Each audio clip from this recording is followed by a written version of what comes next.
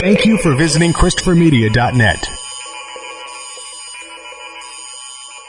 What's up, everyone? Freddie the Pizza Man here, host of the Pizza Man podcast. Now joining forces with ChristopherMedia.net. Subscribe to the podcast on iTunes, the Pizza Man podcast. And, of course, find all the podcasts on ChristopherMedia.net. We talk Detroit sports. I bring on guests, passions, opinions, all for Detroit sports and more. We even talk pizza. So thanks for tuning in and spread the word.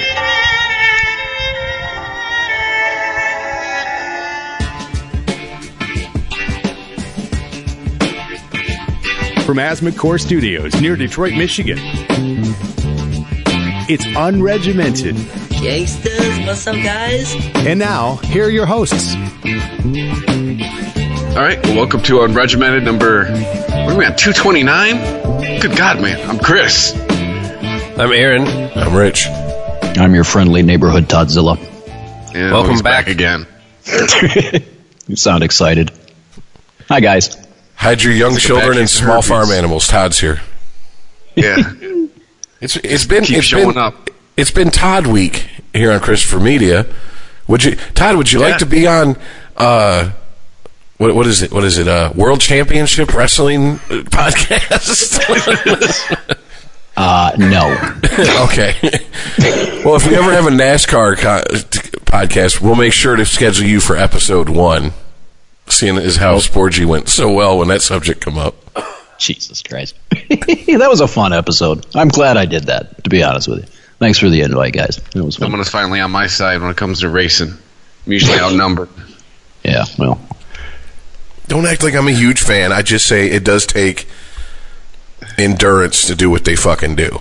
I didn't say they're world-class athletes. It takes endurance to hold your breath. The car does all the work. It does. It takes endurance to hold your breath, too. It doesn't make you an athlete.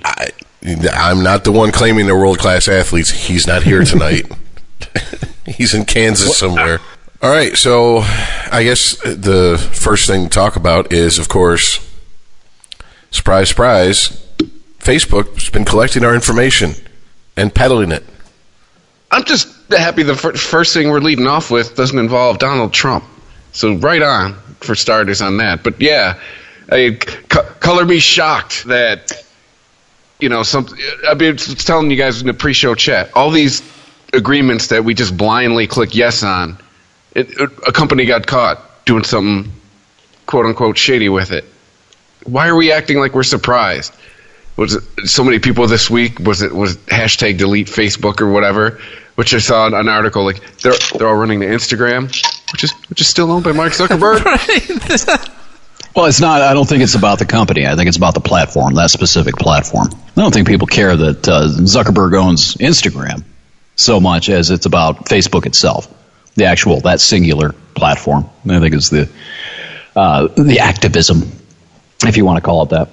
Well, right, but they're upset over what Facebook is doing with their personal info, though. I mean, the same company would still have the same information if you deleted your Facebook and started using Instagram. Yeah. Well, they're separate accounts, right? I don't know how that works. I think they are. I have an Instagram account. I've never done a personality profile or a personality, poll, I guess is what where the data, I suppose, was jerked from. I've never done one of those on Instagram. I've never done one of those on Facebook either, just to be clear. But I've never seen one put forth on Instagram. So one I don't of those, which member of The Office are you? Like that type of poll? Are we talking about the polls where you figure out which member of The Office you are? Apparently, yeah, whatever it was. What fruit are you? Well, yeah, that's what did it, right? I mean, that's what.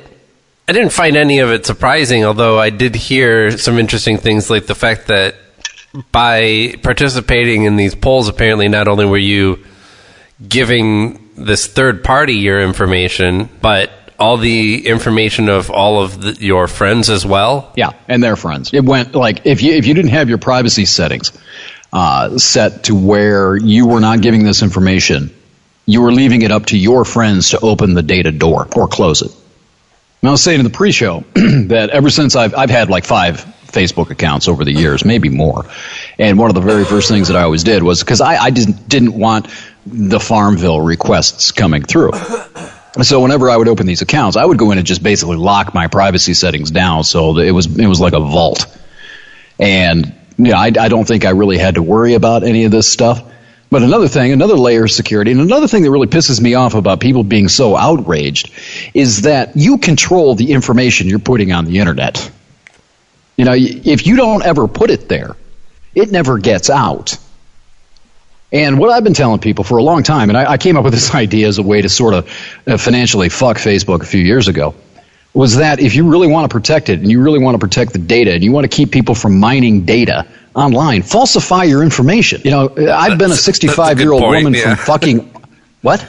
I was just saying, that's a good point. Yeah, keep going. Yeah, it's just... I've been a 65-year-old woman from fucking Austria. Not to be profane, but it's an actual town in Austria. Fucking Austria.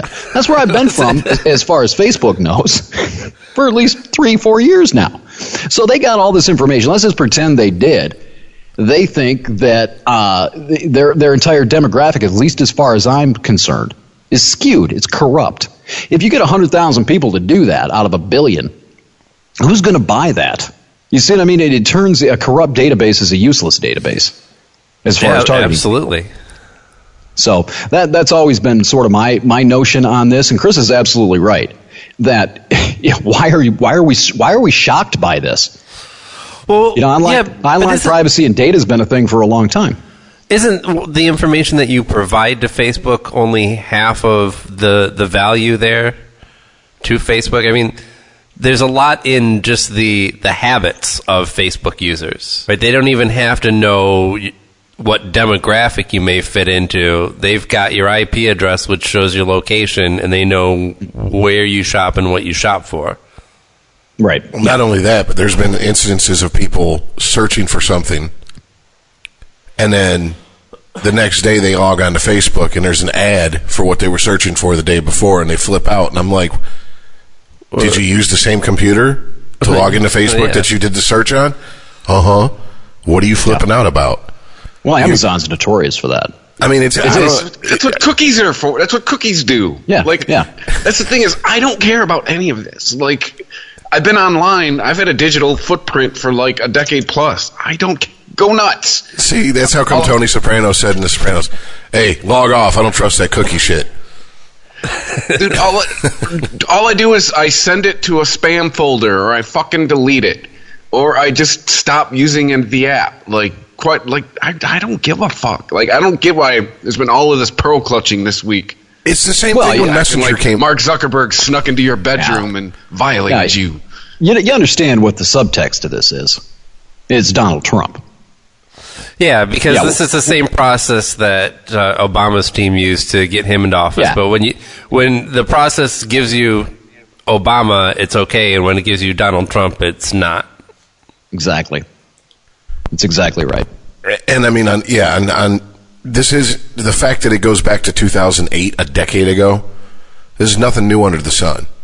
It's just like when people got upset over Messenger when it said, do you want to, if you install Messenger on your phone, you have to give it access to like your contact list and your microphone or something. People were like, I'm not getting Messenger for that reason. Guess what? All the apps in your fucking phone already have access to that shit.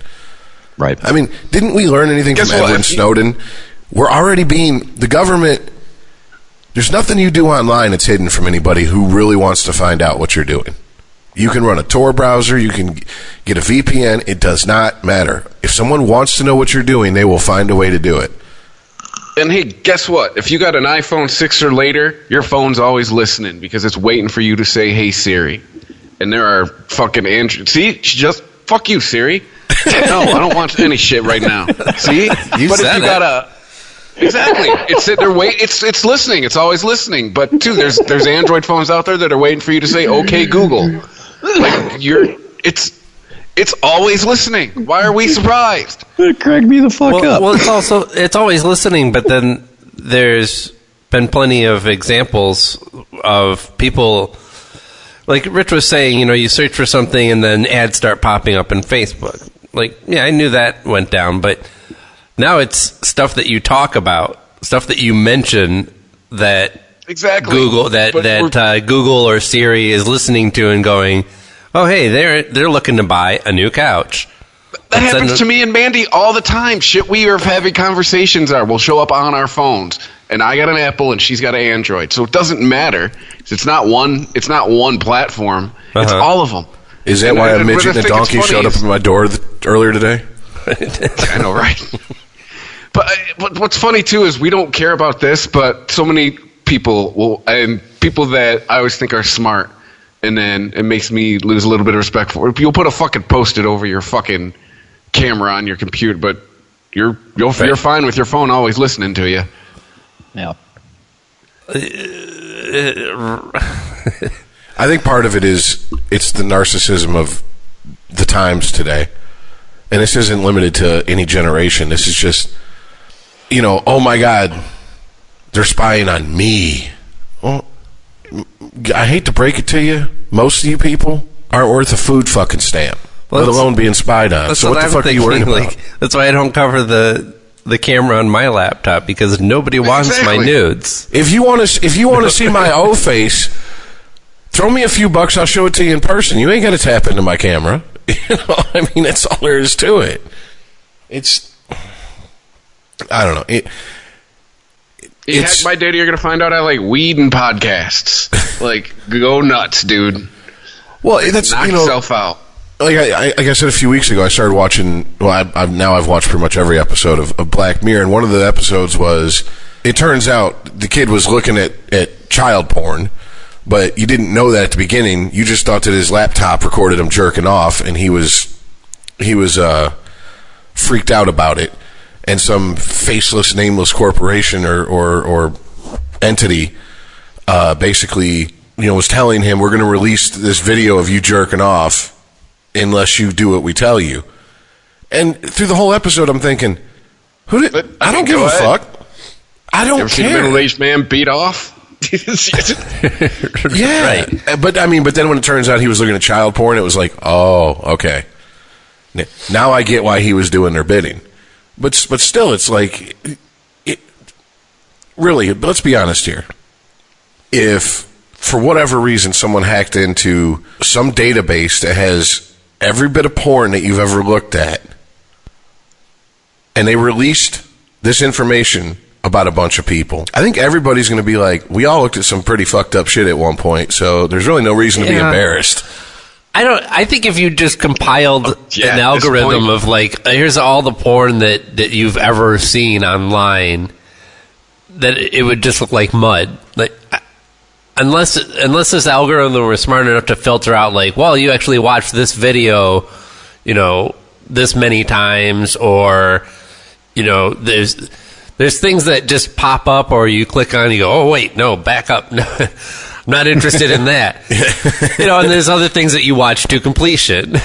Just get an emoji shaking its head at you. If it was just a list of like, here's every website that you've been to, here's every video that you've seen that's pornographic, that wouldn't look like anything. I don't think that would tell you anything about what that person is into. That would just tell you what's widely available on the internet. Well, there's also You'd have to combine it with like, what did you actually come to? What actually got you off? There's also the fallacy what caused completion. There's also this fallacy of that you can just log on to the internet and run into like child porn or snuff films or rape videos or whatever. And Doug Stanhope said it best. He goes, I have been in Tempe, Arizona at 4 a.m. in the middle of a coke jerk off, where my dick isn't working, I'm slapping it against my thigh trying to come, and just clicking every fucking porn video I can to find one to get me to nut. And I've never ran across child porn. I've ran across cock fingering. He goes, so if child porn is rampant, cock fingering is happening in this room as I talk. And that's pretty much the truth. It's I understand that people are like, I feel like my privacy is being invaded. Then don't use these products. Isn't it simple? Yeah, this is another instance where we're acting like our Facebook account was issued with our Social Security card. Like, you don't have to use it, people. I was really trying to to follow this story and figure out what was the real issue here, and I'm coming up with nothing. I mean, I understand that this group, Cambridge Analytica, did something it wasn't supposed to be doing with the information, but it's information. Are we mad that we found out Zuckerberg's a capitalist? Like, the nice hoodie wearing guy is all about to make money. You guys, you're absolutely right. Each one of you are right, but what you're missing here is like I said, it's the subtext of all this, because it's Trump. To steal. We are starting out with Trump. Yeah, exactly. It's God damn it!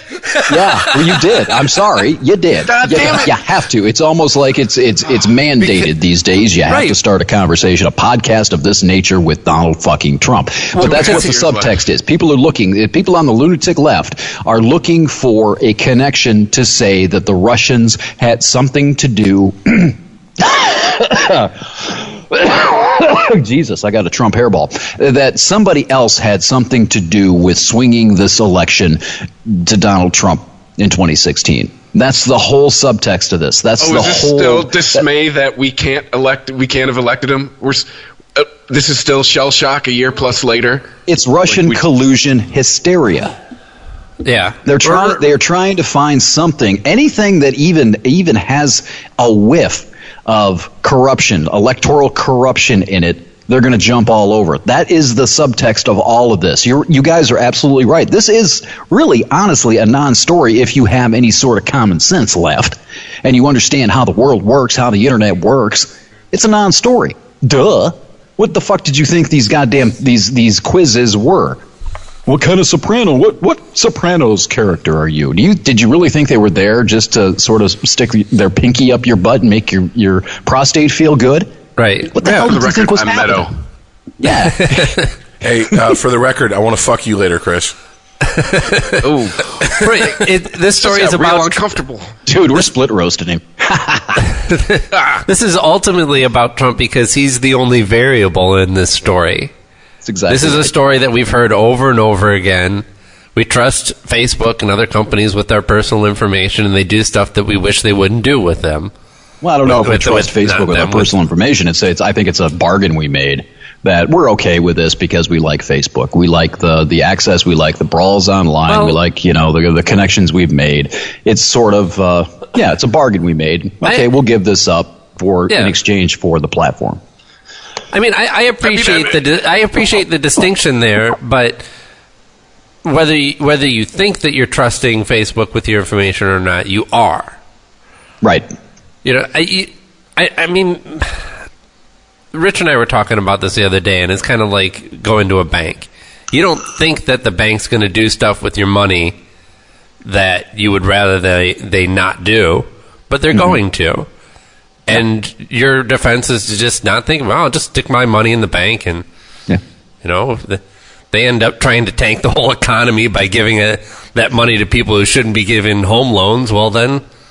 Right. And so it only matters I don't when have your to know ideological, the tip of your ideological dick is flicked with a finger. And Donald Trump is suddenly implicated, or somebody connected with Donald Trump is suddenly implicated with this scandal and the 2016 election. Even if it's not implicit. You're gonna do like I like to say, you're gonna do the cognitive legwork to connect these two dots, and then you're just gonna get outraged. Right, because there's still a desire to believe that our country is not that bad. That you have liberals who are still baffled by the fact that we have Donald Trump as president, and they want to believe that it was an outside force and not our own stupid people that elected this man. Well, it's either that or they're looking for an avenue toward impeachment. They're desperately looking for an avenue toward impeachment so they can get their guy back in power somehow, which they won't. It's going to be Mike Pence or it's going to be Paul Ryan, whatever. But it's almost like striking Dresden in World War II. They have to have this assault on this evil man / evil ideology that they see has hijacked their country. See, that's the connection. That's the cognitive. Right, but this isn't like an award show. People trying to take their country back? This You haven't noticed? Somebody's going to come out with like, "Oh no, you guys read the wrong card. It was supposed to be Hillary. We have to go back and give the presidency to Hillary." Yeah, exactly. It's going to be like the Academy Awards last year. Right. Oh, wrong name on the envelope.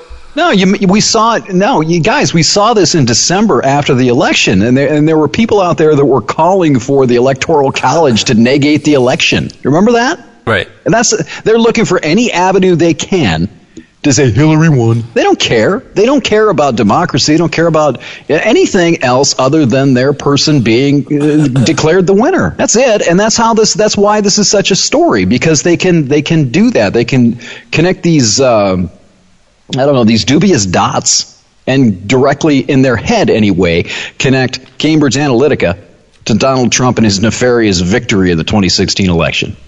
Well, and what I say to these people is, because I've seen stories about, even before this all went down, about how Twitter and Facebook and social media were going to look into it and try to do better and try to get ahead of it for 2018. And yeah, are you just going to shut off internet access to the United States? Because this shit is just going to, it's always going to happen. It doesn't matter what they do. See, this is the thing. I don't know if I want to run down this line, but Aaron, I owe you an apology as far as Twitter goes. I have found the benefit of Twitter lately. Well, what is the benefit of Twitter? Because I just find it to be an indulgence. Titties. Well, it's good for it. I just completely lost the original train of thought that I was. What were you talking about a minute ago? Let me finish this. Help me out here. I've been recording all day, so my brain's not. How did I get into this? What was the last thing you said? Talking about you can't just shut off internet access to the USA. It's going to happen. That's it. What I was going to say was that I've been getting into this thing on Twitter with the marketing of the podcast, escapingthecave.com. And what this boils down to is that it's the people.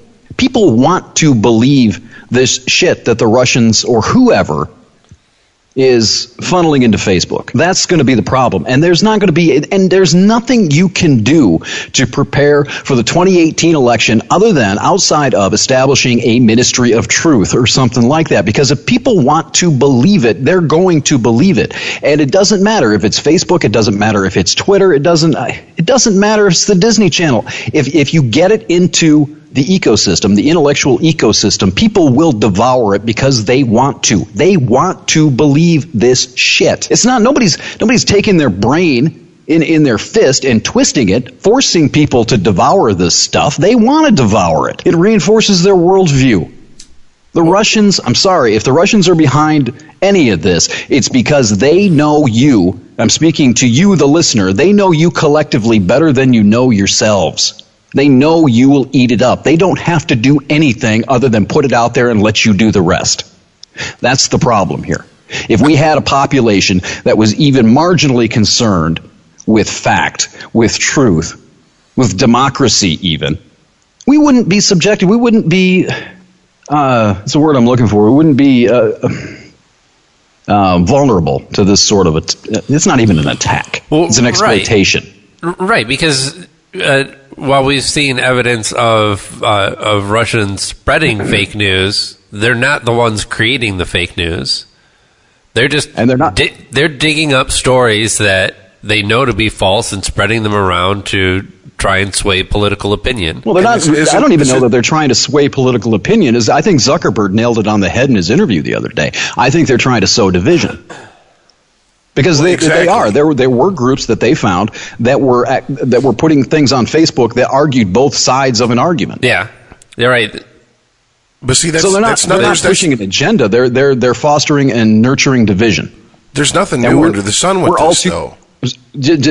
We're just all too eager to run with the ball that they're giving us. I mean, we did this I mean the CIA did this with COINTELPRO to the equal rights movement, trying to infiltrate the Black Panthers and divide them and et cetera, et cetera. There's nothing new going on here.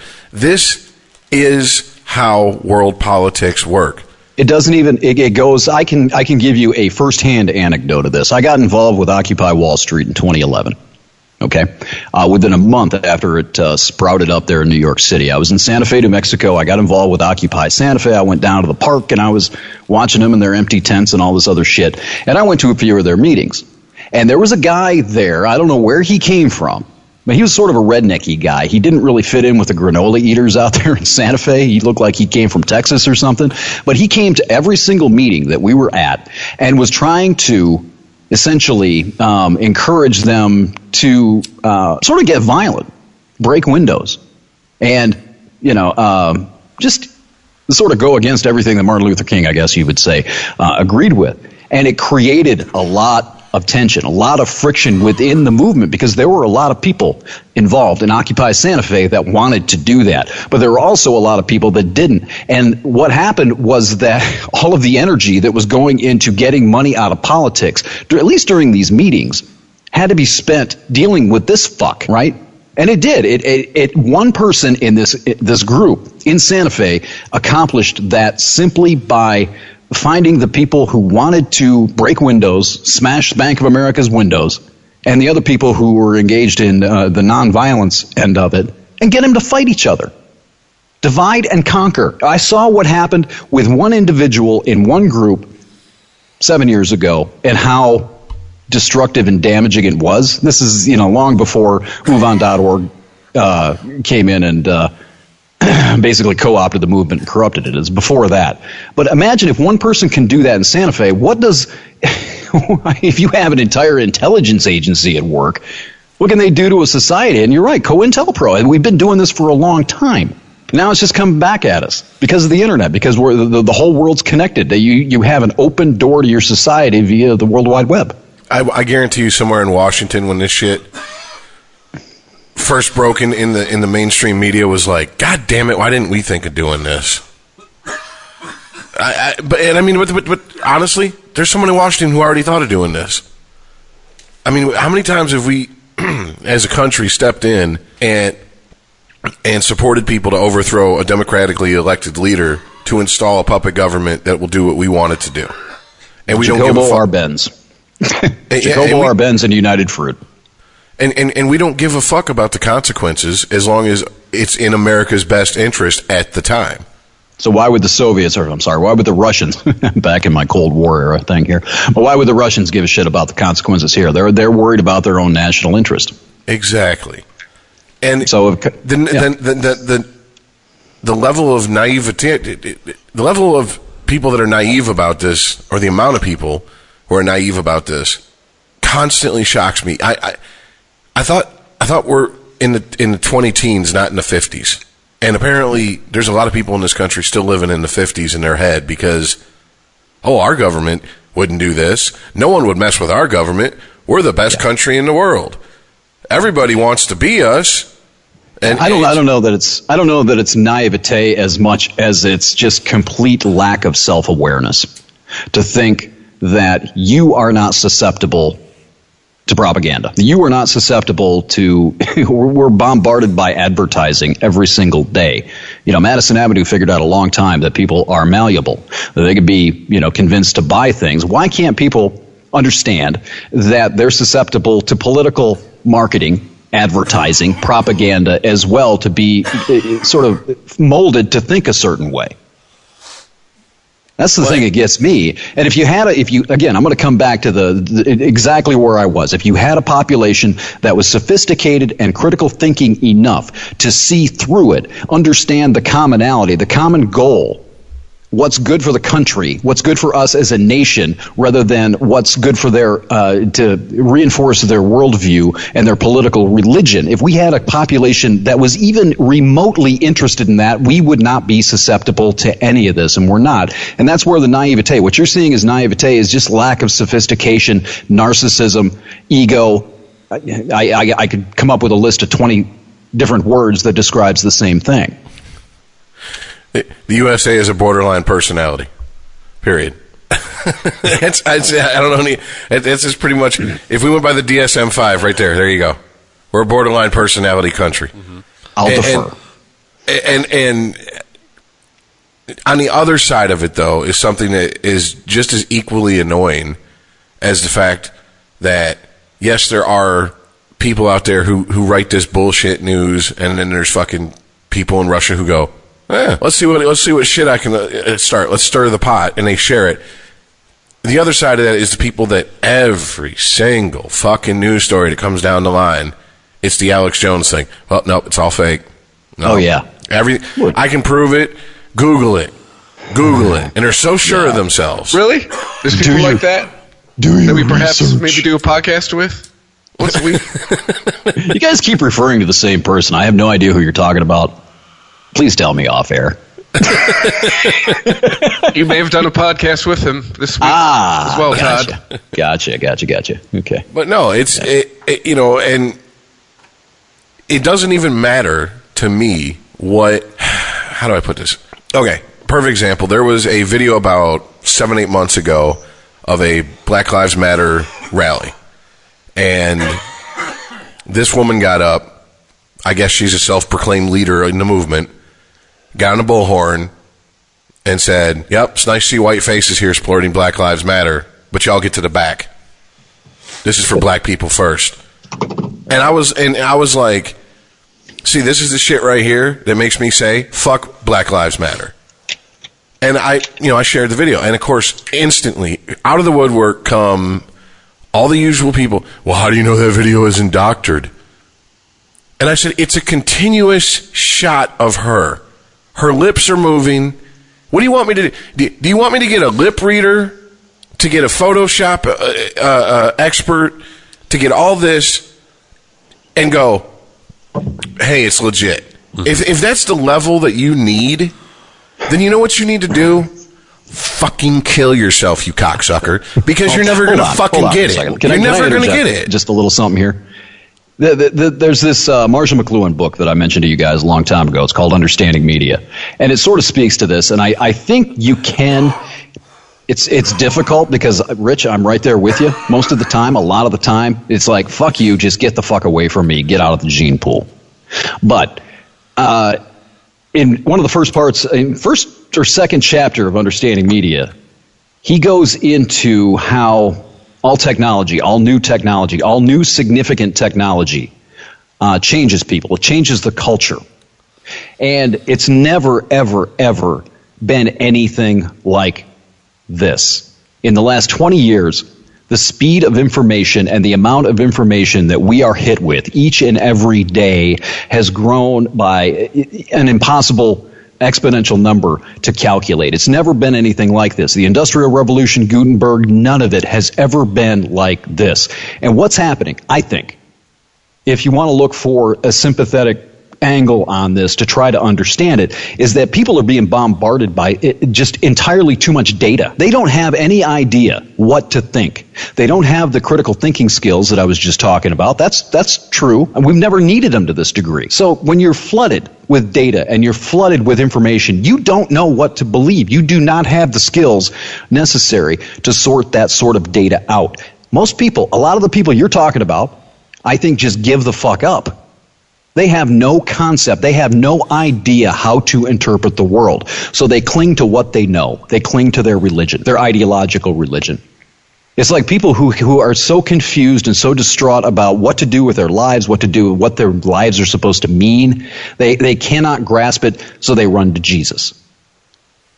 I think the same thing's happening here. I think people are so bombarded every single day by so much information, they don't know what to make of it, they don't know what's real, they don't know what's fake, they say, fuck it. I'm going to cling to my ideology, my theology. It is a theology at this point. It's not ideology anymore to a lot of people. It's believing in a political deity. Well, absolutely. And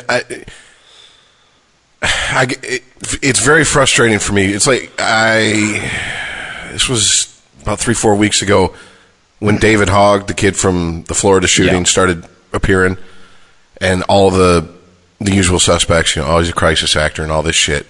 I literally took an hour, and I tracked down all this evidence, supposedly, of him being a crisis actor, that if you took, I don't know, and I was very thorough, so I'm just going to ballpark it and say, you could have probably taken 20 minutes, watched a total of 10 minutes of videos, and read for, and the other 10 minutes is split between reading shit and inputting shit into search engines, and find out that It's all bullshit. He's not a crisis actor. But people just, I don't get it. Why do you want to throw your hat into the ring and get into a gunfight with an unloaded gun? The same reason that Westboro Baptist Church will not give up their religion, because that means that you have to take the personal responsibility of, if you alter that, what else do you have to change? What else do you have to look at? What else do you have to examine internally? How big is that mirror you've got to turn on yourself? Because you can't sit there. That's going to create an incredible amount of cognitive dissonance. If you accept that, well, then you have to look at who else in your ideology, who else in your worldview or your political religion, again, is lying to me. How many people are ready for that? I'm trying to take the devil's advocate route here so maybe we can come to an understanding on it, because it sounds to me, Rich, like you're doing a lot of what I do when I'm surfing the internet, and I've had to get myself away from this, is getting too involved in it, because you can't change these people's minds. You have to understand it, and you have to be able to let it go, because you're not going to reach these people. You're not going to understand those people because you're not doing that. You see what I'm saying? I mean, you can't empathize with that because you're not there. You're not, praying at that altar, that ideological altar. Once you understand that, then you go, I think the answer to this, and this takes me back to what I was talking about with Twitter, Aaron, was that you have to go find the people who aren't doing that, and that's where you have to build. You have to find the people who can be reached, the people who do see the bullshit. And just let the other people go. You can't change that.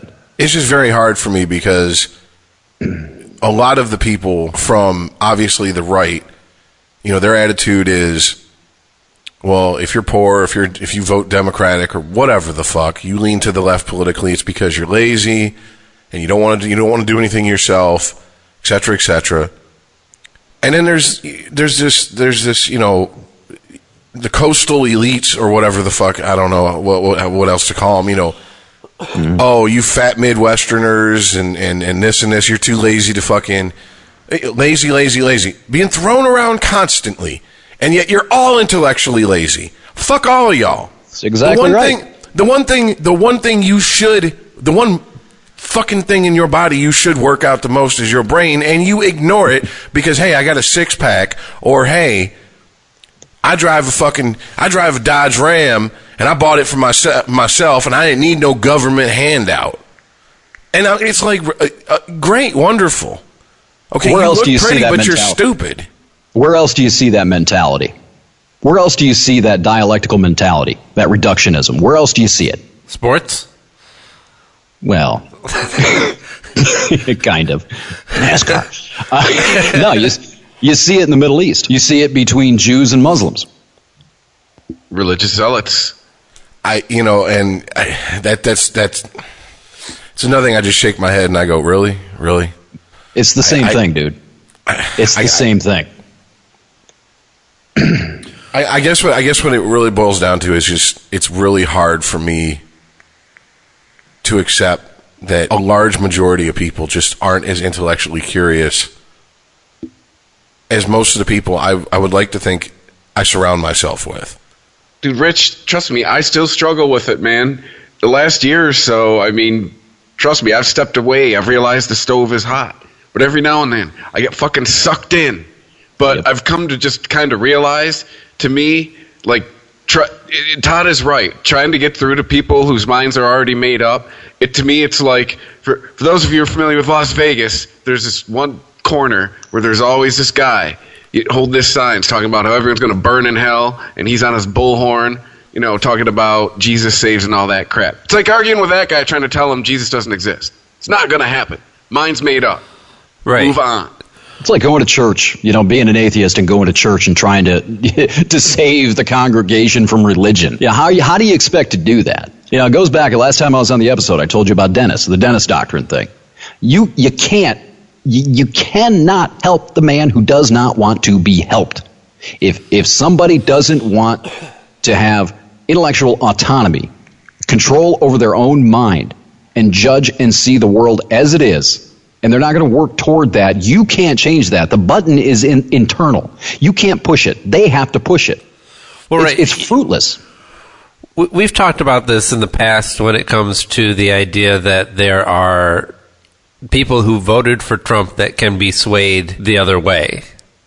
You know, this block of undecided voters that I don't think really exist.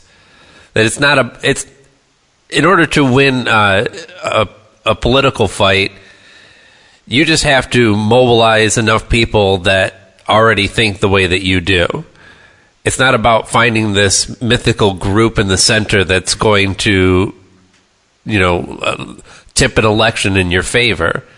And it's certainly not the idea that there's tactics that you can use to convince people, look, this is the man that you voted for. Aren't you sorry? Won't you vote the other way now in the future? It doesn't exist. I do know it certainly doesn't exist when you've demonized the other side. It's almost like trying to go into, again, I'm going to use the religion analogy because I think it's the one analogy, the one comparison I think that stands up through all of this is religion. So if you go into a Baptist church in the South, it's like trying to get someone to leave that church and go support Satan. Yeah, exactly. You see what I mean? We've demonized the other and made them out to be evil on both sides. I mean, I'm not just talking about conservatives here. The liberals have done the same thing. Yeah. They've convinced everybody in that batshit Green Tea Party camp they made every one of them believe that whoever voted for Trump, whoever supports the Second Amendment, whoever thinks that a woman should not be able to have an abortion because they believe it's murder, those people are evil, hate America. And if you put those people in power, you're going to be, insert narrative here. That's the problem. That's why you can't, it's ridiculous. It really is. It's the Middle East. The two sides do not listen to each other. They will not talk to each other.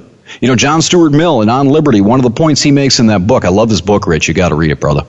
And one of the points he makes is that you should understand, not just read, but understand the other side of an argument, somebody you disagree with, and you should understand it even more than you understand your own argument. Because you may find points, according to John Stuart Mill, 1800s, enlightened guy, right? You may find points in there where the other side is actually right. And if your interest is actually getting to the truth, and if your interest is actually being right rather than winning, then you should understand where the other side makes good points, and you should adopt that. How the fuck do you do that in this environment? Aaron, I believe that's you bring it up all the time that's why you follow like crazy right-wing conservatives on Twitter. You want to know what the other side's up to. Like it's not just being up to, though. It's knowing your enemy. It's opposition research. It's no. You gotta look at it. You gotta be a little more nuanced than that, though, Chris. I think it's not just understanding, and getting Hitler's battle plans. It goes beyond that. You have to have an open enough mind to be able to, when you're listening or reading these other points, these other arguments, these other points of view, to be able to intellectually release your sphincter a little bit and say, hey, he's right. I think I'll adopt that view. How many people can do that? Now, how many people do the three of you know, liberal or conservative, who will sit down and look at the other guy and say, hey, I never thought of it that way. You're right. I think I'll go that route myself with that topic. How many people do you know that'll do that? Todd, I maybe on this podcast. Todd, I was at work. We have a very hardcore feminist I work with. She was talking about abortion rights and everything else, and I was like, she knows how I feel. I'm pro-choice, whatever. And then she kind of pivoted into gun regulation. And why does anyone need an AR-15? And I said, okay, let me ask you a question. If you feel you need to have an abortion for whatever reason, do you feel, and someone comes up to you and goes, why do you need an abortion? What are you going to tell them? Well, it's none of their fucking business. It's my right to have one. Yep. Right. And if I want an AR-15, it's not your job. It's not I don't have to explain to you why I want to fucking have a weapon that, as of right now, is legal for me to own. How'd that work out for you? You could have knocked me over with a feather because she went, that's a good point. I never looked at it that way. And I was like, holy shit. And she's under 20. So I'm like, Well, her mind is still it's not quite cemented into place. Then I guess I work with a lot of young people. Let me tell you something. As hard headed and as set in our ways, and we knew exactly what was going on. It's even more so because we didn't have the echo chamber of the internet to surround ourselves with. Yeah. I had friends growing up. I didn't know their political beliefs. I didn't either. We didn't talk politics. And then then the minute, I had a Facebook account, within a few months, I found out, some of these motherfuckers are probably stockpiling weapons and got bug out bags waiting for the end of the world. I had no idea they were like that. Uh-huh. But I mean, once again, it's like the kid. It's like the problem I have with a lot of people when I have these conversations is they don't know how to pigeonhole me, because they're like, one of my coworkers listened to the show for a little bit, and she was like, "You're way more liberal than I thought you were." And then I've been accused of being, a Trump-loving police apologist, and I'm like, have you listened to the show? How the fuck do you get that from me? But whatever. But then I'll say something, and they'll go, "Oh, well, I didn't think you would think that way." Why? Because I have to fall into lockstep with one side or the other? People need to understand, and they need to be able to snap judge which God you worship. And if they cannot do that, if they can't do it, if they actually accidentally run into an intellectually autonomous being, they have no idea what to do with it. Right, because liberal humanism is a religion, right? Or is it secular humanism?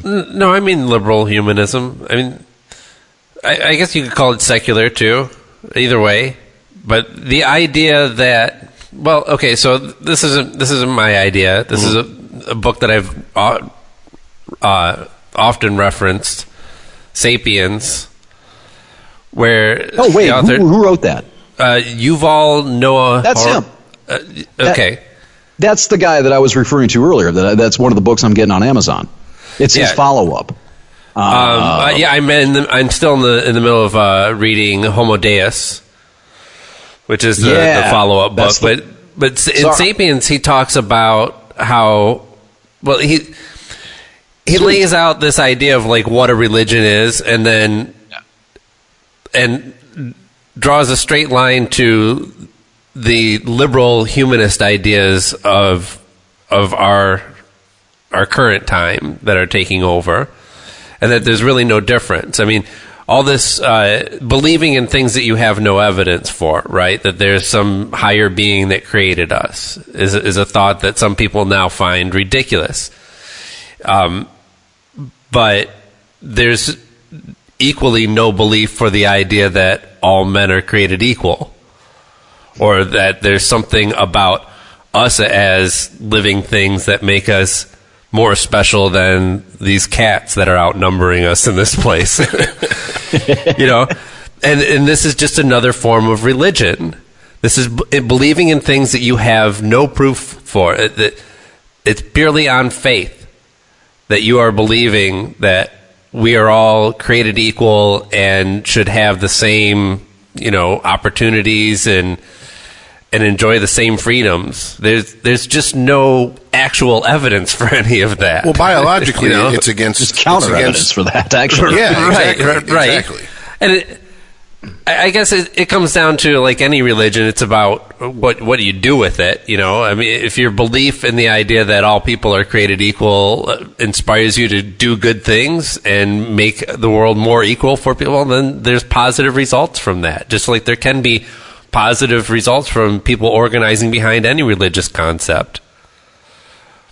I guess my but when you follow it blindly, you leave yourself open for any zealot to come in and start driving that pack of people to their agenda. You've just described exactly why I started using the phrase ideological religion. Yeah, perfectly. Well, I think I know where you're going, and I understand it, and I agree with it. Because, for lack of a better way to put it, I guess I had a red pill moment, and not to not the alt-right's idea of the red pill moment, was watching a family member who I had a very close relationship with my entire life basically cut me out of their life because of their newfound religion. And couple that with a discussion with someone who knows me very well, who said, one of the most infuriating things about you is that you view the world as static. If you're pissed at me, you've always been pissed at me. You don't remember the good times. You just focus on why you're pissed at me, and you stay in that mode until it's either out of your system, or you cut me, or you cut me or people out of your life. And both of them made me take a real fucking hard look at myself and go, I don't want to be like either of those people. I don't want to cut people out of my life because we have ideological differences or theological differences, and I don't want to be the type of person who's so inflexible that if you don't agree with me and you don't kowtow to my fucking ego and tell me how great I am all the time, then I have no use for you. Because I've known a lot. I grew up with it. I had people I called friends for many years who have that attitude, and they're a drain to be around. They're an energy vampire. I don't know any other way to put it, because it's like, oh my God, dude, really? Like, I get it. Everybody likes to be the center of attention. Everybody likes to have other people say good things about them. But there's a certain point where you got to realize you're not going to get everyone to like you. And it's cliche as fuck, but you just got to go, you know what? If I've done everything humanly possible, and this isn't, I haven't gained an inch of ground with you, well then fuck it, I don't care what you got to say or think. Especially if you're not willing to give me meet me and do the same for me. It's like being in a relationship where one person gives everything and the other person is like, bitch, I'm going to the moon, I'll be back when I be back. Well, it's pretty much the same. Relationships work two ways. It's pretty much what you're getting at there, Rich. Well, I think also... Go ahead. Sorry. Well, just one person's willing to be flexible and one person isn't. That's not a relationship. That's a hostage situation. And whether we like it or not, if we're considering ourselves part of this country, then we are in a relationship with people that we don't necessarily agree with. Exactly. And, sure, you could fight for dominance in a relationship, but that's not a very healthy one usually. There has to be some sort of compromise. Well, I mean, look, here's the deal. It's what do they say about poker? When you sit down at the table, if you can't identify the sucker's you. Yeah. If you're in a relationship and you're not Zuckersberg, you don't know who's driving the car, it ain't you. You're not calling the shots. Period. And some people are very comfortable being in the passenger seat. Some people have to be behind the steering wheel. You just have. We're forced to live together in this country, and we have a lot of people who, oh, I miss the 50s. Really? That romanticized Leave It to Beaver version, or the reality of the 50s? I don't want to fucking go back to that. That's one of the reasons watch the Twilight Zone after you watch Leave It to Beaver.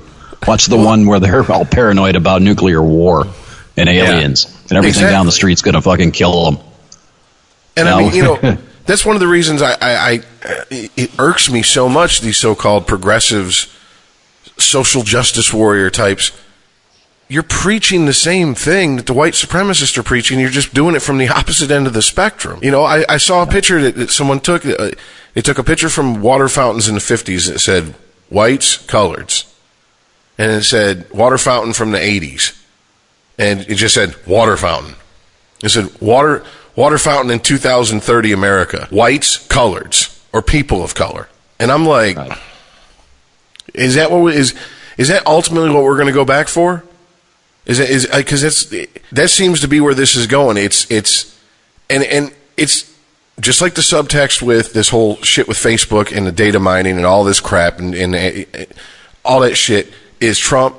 The subtext with everything god damn, when you realize how much fucking people obsess about fucking race and every fucking podcast, news channels, whatever, you can't listen to NPR for an hour without something. People of color versus white people. Really? Are we going to stir that pot? Is our ultimate end goal separate but equal? Because if it is, just fucking say it. Unity via division. Because you know, Drew and Mark, on the Drew and Mark podcast, Drew said something that rang so true with me. He said, it's only been in the last 5 years that I start counting how many black, Latino, women, white, whatever people are nominated for awards. And he goes, I don't want to count, but it's shoved down my But yeah, it's been shoved down my throat so much it's second nature. I don't even think about it. Well, because the joke at my house, because I bring it up to Mandy all the time, is where are all these white dudes with black chicks? Because they're in every commercial. But I mean, we're from the Detroit area. We're used to seeing the opposite. Quite honestly, I tried to make that point to her, and then I'm a racist. I'm like, what? Like, you go to the nearest bus stop, all right, on Harper. It's gonna be a black dude and a white chick. Like, I just pointed it out because it seems, but she notices it now when it's in the commercial. It's another white dude and a black chick. But that just goes back to we're being conditioned to think this way, and it pisses me off because I don't want to think this way, but I'm conditioned to do it now. I mean, it's like, you know what? I want Hollywood to make a movie. I want Hollywood to make a movie where they take the in 2001. I want Hollywood, or 2021. I want Hollywood to make a movie based on the 2020 census. And if there's 14% black people in this country, there's 14% black people in the movie. If there's 60% white people in this country, there's 60% white people in the movie. If there's 5% Asian, there's 5%, and behind the scenes and everything, and release it and go, there you go, folks. This is the most politically correct movie you could ever have. And when everybody gets butthurt about it, go, then shut the fuck up. You want a bitch. There's something that came to mind when you were talking about how we're being conditioned via the media to think a certain way. I mean, the thing that came into my head was something Chris said earlier, and I think we all sort of agreed with. Well, you have a choice. You can consume the media, and it's not compulsory. You don't have to watch it. You don't have to go to the movies. You can choose to either not consume it and not be, if it's some sort of an external conspiracy, maybe it is, you can choose not to be exposed to it. Or you go in critically thinking and deal with the anxiety that comes with understanding that you're being propagandized. Well, it's like when we were talking about Aaron, he went and saw Black Panther, and there was a certain scene in there that he was like, it seemed kind of like, you know, the white savior trope. And I was like, I guess I'm not, my conditioning is still in progress because I don't see that behind every corner. But then I decided to do some digging and say, how many people really fucking do see this behind every corner? And oh my fucking God, there's a whole lot of them on the internet. Everything. Oh, yeah. It's either the magical Negro or the white savior trope. And neither's good enough. It's just like, Detroit sucks because of white flight, but we don't want you fucking honkies helping us with our fucking city. Keep it black. Well, what the fuck do you want? And you know what? Here's an idea. Here's a novel thought. Why is it our problem to fix your bullshit? If you think like this, it's not my problem to fix you. Dennis. So stop putting it at my fucking feet and saying, what are you going to do to help me? Nothing, motherfucker. What do you do to help me? You know, in South Africa, you had apartheid. That's done and over with. It's a predominantly black country. Now you have black politicians seizing white farmers' lands to the point where, on average, I think it's once every 5 days, a white farmer is killed. And the response, when I went online in the comment section, because I'm stupid and I go to comment sections, was good. Serves them right. It's payback time. White people, black people did it. And I'm just like, you know what? You're just as bad as the motherfuckers who were in control when that country was ruled by apartheid. You are no fucking different. You're having the same reaction that I have to these penist Uncle Tom feminists who are willing to... Uncle Tom's the only thing that comes to mind. It's the only thing I can think of, that they bow down to the feminazi queen. Can it be Aunt Tom? And say, yeah, male men are bad. You have a dick, dude. You bad? Or are you just trying to virtue signal a little bit here and make sure everybody knows that you're not one of the bad ones? And get a blowjob. Don't forget that. Are you cooking the soup for Master too? Because those dudes are just trying to get laid.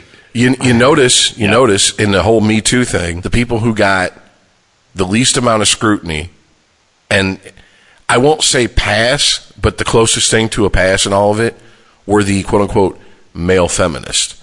Aziz Ansari, James Franco, you know. Yeah, it was... I don't think Franco asked, man. He was on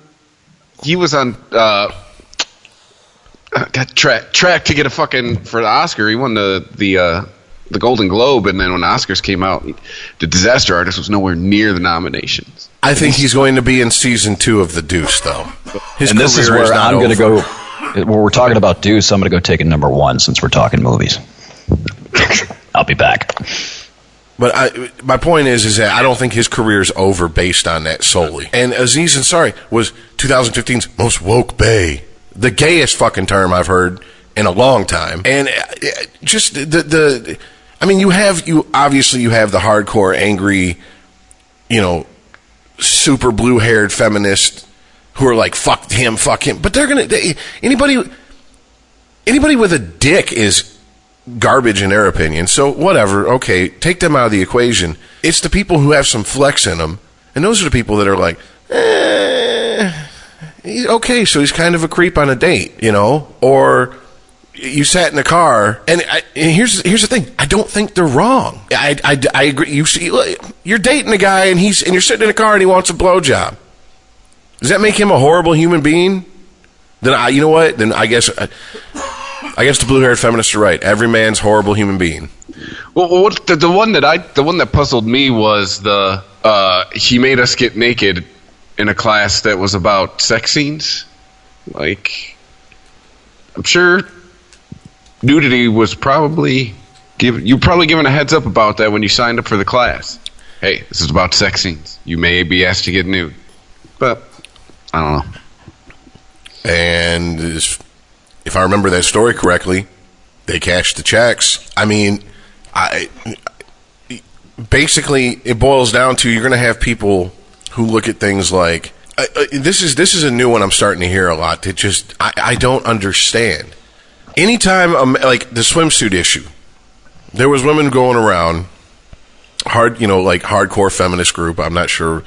I'm sure they got some stupid ass name in a Facebook page somewhere, but I don't know it. They were going around slapping stickers on the swimsuit issue saying, stop. Had a big old stop sign.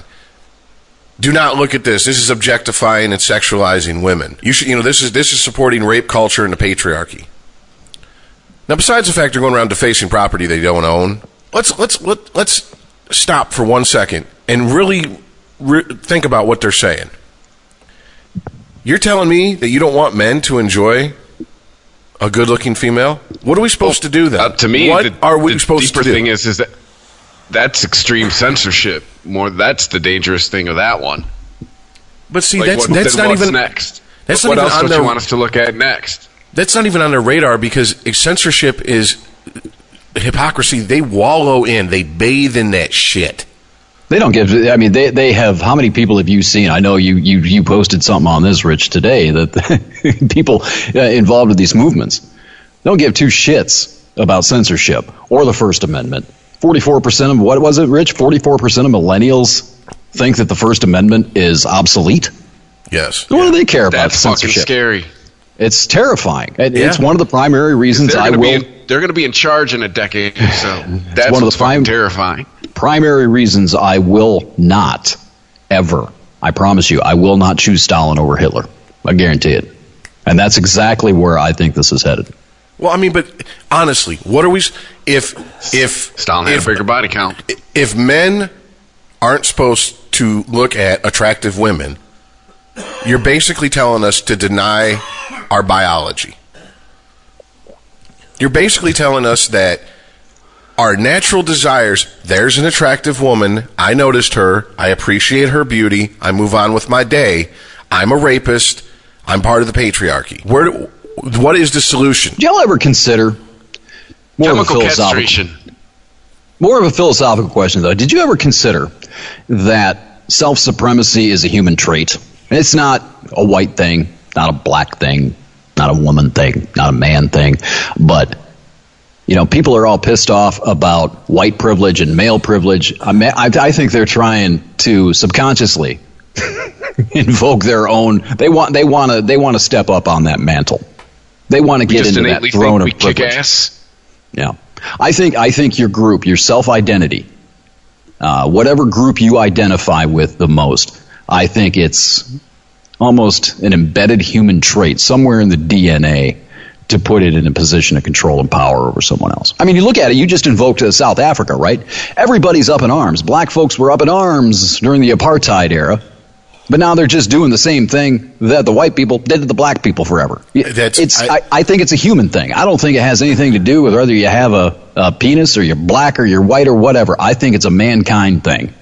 Tribalism. And if that's the case, all of these conversations are ridiculous. Todd, me and you have had this conversation before. Let's say, for shits and giggles, in the next 10 years, the impossible happens. And every position in political power in the United States held by a white male is now held by a woman person of color. And the numbers are switched. Now let me ask you a question. 100 years of that, do you think that there's going to be black people 100 years after that magical reversal of power? They're going to be sitting around self-hating black people going, oh man, these white people, we really, we gave them a raw deal. And you think women are going to be sitting around going, oh, we should really, do our best to make sure these men have the same rights as us and shit. You really think that's going to fucking happen? You really think that's going to happen? Well, I don't know if it'll be 100 years, but yeah, as soon as I think it would. I think that as soon as the white male is seen as the poor, oppressed race, there's going to be some movement, just like you're seeing with the Me Too movement, the feminist movement. Right now, you'll have what's the opposite of feminist? Maleist, whatever it is. You'll have that movement, yeah, and then you probably would see some person who is going to be out there virtue signaling and trying to pretend that they're the evolved part of the species, rooting and advocating for the underdog. Yeah, I think that's exactly what would happen. I do. I don't know. I maybe to a very small percentage, but I've seen it happen too many times in day-to-day life where when you're on the, let's say, labor side of the situation and you feel like you're getting a raw deal, you're ready to go all fucking Norma Ray on a motherfucker. Fuck this. I want the means. What Rage Against the Machine say? Fuck the G-Ride. I want the machines that are making them. You're all types of Che Guevara. Then all of a sudden you get promoted to management and you turn into Darth Vader. Yeah. Hey, you fucked up. Now I'm going to choke your ass and get rid of you. Promote the next idiot. Hope you fare better. Probably not, but I hope you do. That's human fucking nature. And it's not human nature to go, you know what? Let's try to all fucking share everything equally. No, that's why communism failed. It was beautiful. Human nature is me and mines. That's I'll boil it down to two words. That's human nature. If I have the country right, okay, there was a country in Africa, Liberia, that was founded by freed slaves who went back to the continent of Africa. And you know what they did? They started rounding up Africans and selling them into slavery. Yeah. Ta-da! Their own people. Now, why is this not widely fucking taught when it's, when the history of the shameful history of slavery in America is brought up? And it's absolutely fucking shameful. But it's not like this is the only country, and we didn't invent slavery. Columbus didn't hop off a boat and go, I've had this idea. Let's just invent this thing, and I'm going to call it slavery. It's been around for fucking ever. And it's like, how long we just pound at the same fucking bullshit and not go the Bible and go, folks, this is just, humans are garbage. I saw a tweet, loved it. Video games make people violent. Yeah, well, 200 years ago, we were burning people alive because they thought they were witches. Maybe humans are just garbage. Well, right.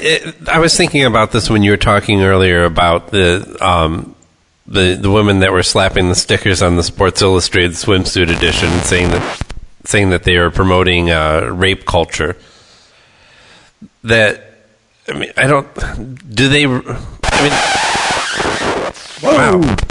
Who grabbed the needle off the record?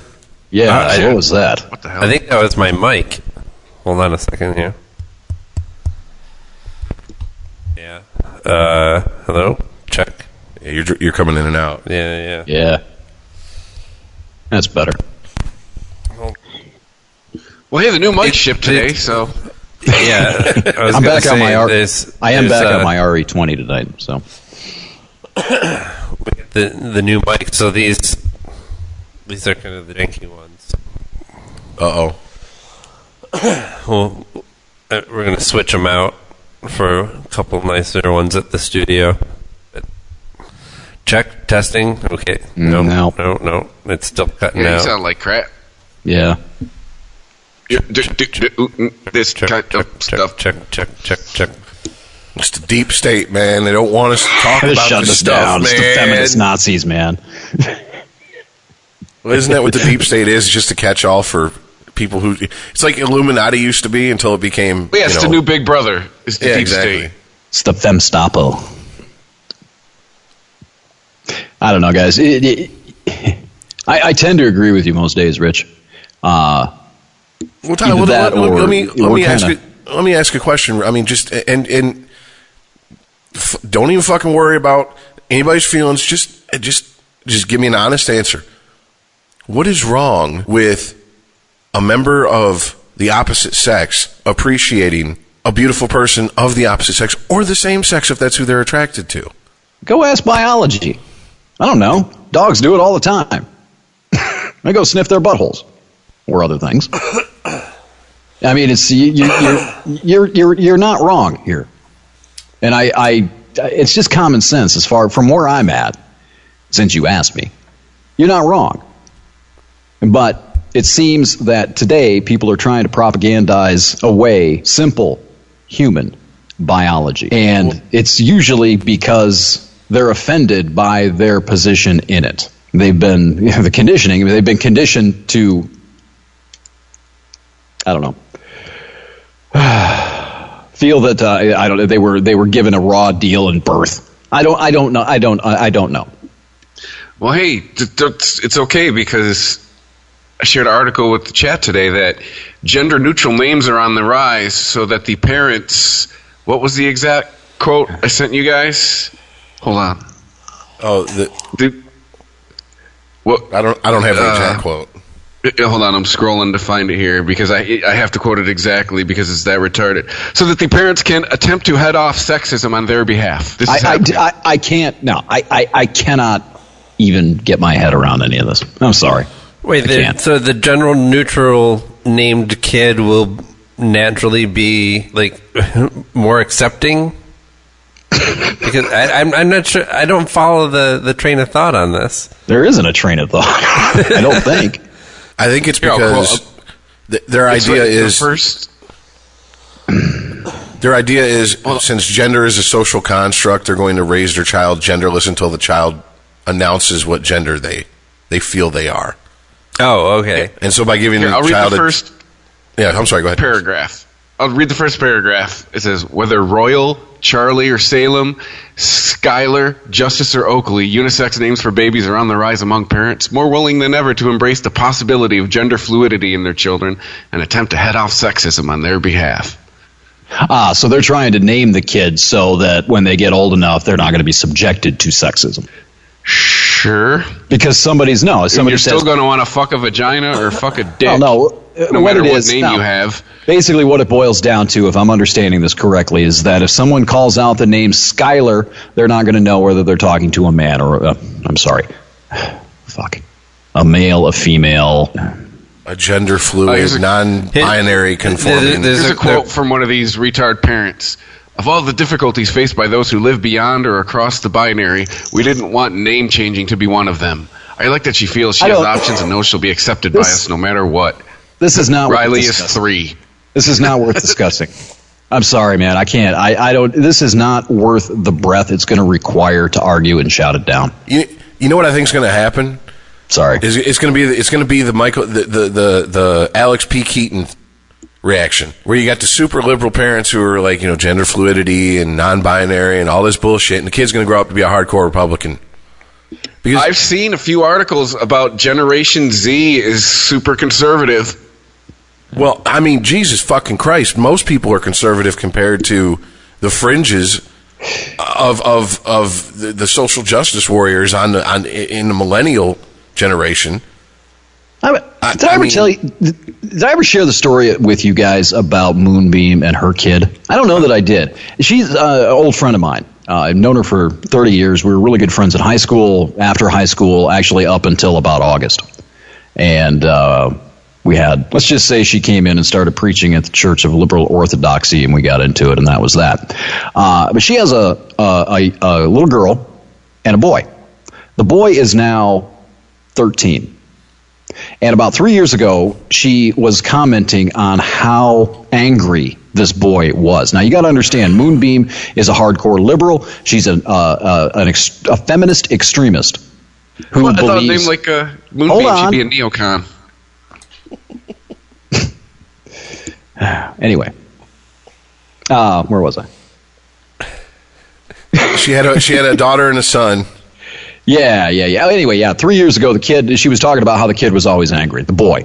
Now, she's like I said, she's a hardcore feminist. She's outspoken about it. That's where it was. She's the kind of liberal who would want to take the man out of Manchester, New Hampshire.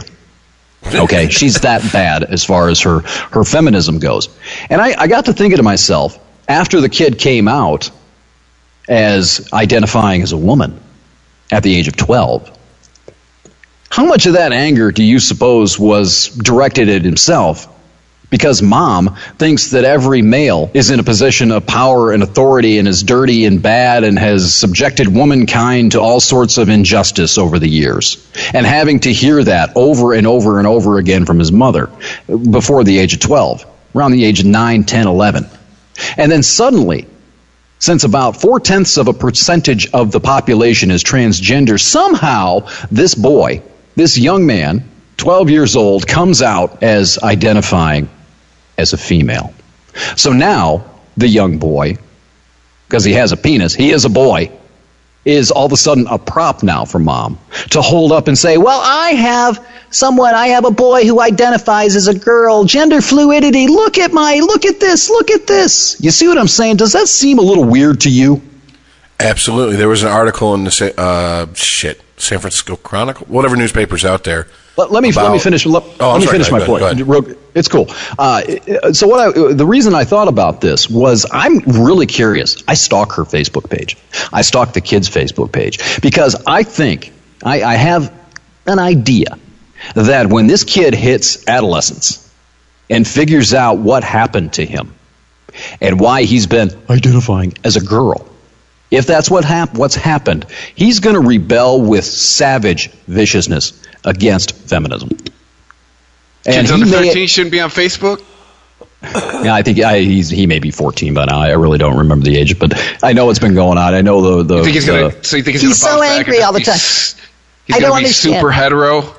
No, I think he's going to bounce, but I think he could be super conservative though. If he actually just start pounding trim. Yeah, if he's that young and that angry, growing up in that household with that woman, comes out and it was some sense of self-hate and wanting mommy's approval, mommy's feminist approval that made him come out as a gender-identifying woman, figures this out, comes of age, realizes what happened to him. What do you think? I can totally see this kid just going completely the other way. I mean, complete fascism. And not because he believes in any of this stuff, but because he saw what liberal extremism, feminist extremism did to him as a child. He'll rebel against it, maybe. I'm just speculating. That's kind of been the theory with these, the few articles I've seen about Generation Z is showing very conservative traits. I think I brought it up a few months ago on this. It just kind of like, it was based on how our political spectrum always swings. It's like, hey, what if one of these next generations ends up just being they make the fucking the greatest generation look like a bunch of hippies, and it might be happening. I mean, you already said 40% of people of a certain age don't believe in that free speech is working. So that's fucking scary. I mean, Are they identifying with conservative politicians, or do they just have traits that lean more conservative? Who? The latter. Well, right. I mean, I'm not sure where I'm going with this. They're not lining up behind Paul Ryan, but they're having more conservative mindsets in their everyday life. Well, real quick, I just want to... Are we attributing, like, totalitarianism to conservatism? My mic's shutting down again. I'm going to go grab a different mic. I think I have a dynamic. Okay. All right, real quick, to piggyback off what you were saying, Todd, is there was an article in a San Francisco newspaper about a family whose 12-year-old son is going through hormone treatment and sex reassignment surgery. How old? 12 years That old. always bugs me. You're fucking with nature. Wait till the body's done cooking. And Sorry. they have a younger daughter who I believe was 6 or 7. And I shared this article in the group chat. And I read it, and it was as close to like shaking with rage at that I guess I could get without someone fucking a child, pretty much. And this kid, they're uber liberal, especially the mom. It's always the mom it's a female, it's a matriarchal household in these cases. They even acknowledge that in the article. And she's okay. I'm gonna take my son. I'm gonna chemically castrate him, and then we're gonna give him hormone therapy and suppression. That way, he won't produce testosterone, and then he can go through the full transitioning when he's of a certain age. And their 6 or 7 year old daughter magically, after seeing all the attention her older brother was getting, comes out. Goes, yeah. I'm transgendered. Yeah. It is. Winning the lottery. Keep the dick in the family. Winning the lottery multiple times odds of being born transgendered, let alone 2 kids in that house being born that way. Yeah, because kids never, ever, ever act out to get their parents' attention and approval. Exactly. And so the author of this author of this article started diving into and talking to psychiatrists and doctors about when you talk to these kids who are this young, who say they're transgendered, if there's other children in the home, he goes, oh yeah, it's a fairly common occurrence. Yeah. And it's usually a younger child. It's seen all the attention the older child's getting because of this, so they announce they're transgendered. Right. I don't know for sure. Child abuse? I'm not ever going to come out and say that I'm 100% right about the kid that I'm talking about, but I'm going to tell you this. I'm going to bookmark this episode, and I trust you're never going to take it down. And when if I'm right about this, I'm going to send this episode to her with the date. Because to me, if that's what happened to this boy, if he grew up thinking that his penis made him a bad boy, made him dirty, made him evil, a scourge on society, that to me is on par, and I don't say this hyperbolically, that's on par with child molestation, in my mind. It's no different than taking your kid to Westboro Baptist Church. I'm right there with you. Inseminating the child with your batshit beliefs. Yeah, it's like taking a kid to a Klan meeting. Exactly. I've had multiple friends that grew up in households that were full of bitter, angry, single women, and they were beat, ignored. If they had sisters, their sisters were given, I'm thinking of one case. I'm not going to throw his name out there because it's really, it doesn't really matter. But his sister every fucking semester got a whole new wardrobe. Anything she wanted to do, any extracurricular activity, shuffling her around for school shit. The parents absolutely were down for it. He was always an afterthought. He was always, you're too hyper. So they did what, they did to a lot of kids in the 80s and 90s, drug them up. And then, now you have a kid who's not even 10 on lithium and Prozac and Ritalin. And when this kid goes to school and acts like a fucking person on lithium, Prozac, and Ritalin, the school diagnosed him as emotionally impaired and sent him to the short bus school. This kid grew up not knowing what the fuck was going on. He socially completely inept, and it's taken him most of his adult life to get to the point where he can even function in society a little bit. And it all started with his dad left, his mom was pissed, he had a grandmother who went through the same thing, and so he lived in a home where all men are evil, all men are garbage, all they're going to do is fuck you, impregnate you, and leave, etc., etc., etc. And he spent literally probably the first 20 years of his life, once he hit puberty and was attracted to women, trying to be the nice guy into their lives. And it never works. It never works. You always end up being an emotional tampon, period. It's just, I don't know why it is. It just is this way. But this kid, I mean, I grew up with him. I went to high school with him. He had problems. One point he thought he was maybe bisexual. Another point he was like, I don't know, maybe I'm gay. Maybe I'm asexual. I don't know. All these issues. And I'm just going, dude, did you ever stop and think that you just have some crazy fucking cunts in your family that have fucked with your head? Your sister, they sent her to college, bought her first home, bought her first car, and they locked you in a back bedroom with a fucking computer and an Atari 2600 and said if you come out, you're going to get beat with a Hot Wheel racetrack. Meanwhile, your princess of a sister, everything she wanted, she got. You can't tell me that it's not going to fuck with the kid. Of course it does. And I get it. I understand what it's like to hate someone you had a kid with so much, but you can't take that out on the kid. And we now have how many generations just of parents and families devastated by divorce? And it's a third rail. You can't bring it up. Why? Because you're a misogynist, you're evil, you're this, you're that. No. You know what? This shit is... Most people in prison have two things in common. They were raised in a single-parent household and they came from poverty. Period. It's not good. And to sit here and act like everything feminine is wonderful and to pimp this on your kids, you're going to have a generation of men growing up who don't know who the fuck they are. And that's where we're at right now. Yeah. So you said that the overwhelming statistic for people in prison is that they grew up in a single-family household and in poverty, right? That's the two things they share. The overwhelming number of people in prison had those two things in common. But to me, it all goes back to poverty, right? Poverty breaks up families. Mm-hmm. And it pisses people off, and they take it out on their kids. Right. I don't know. I mean, my mother fucking looked me dead in the face plenty of times when I was a kid and said my life would be so much better if I never had you. And I'm just like, okay, I didn't ask to be here, bitch. So what do you want me to do about it? You know, and but that's the thing. That's not an unusual occurrence in my group of friends. Most of my friends' parents are divorced.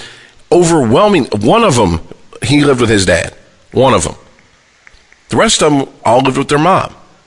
And the common thread when we sit down and we start talking about growing up in a single mom household is the beatings. They tried to drug us up because you're hyper. No, I'm a boy.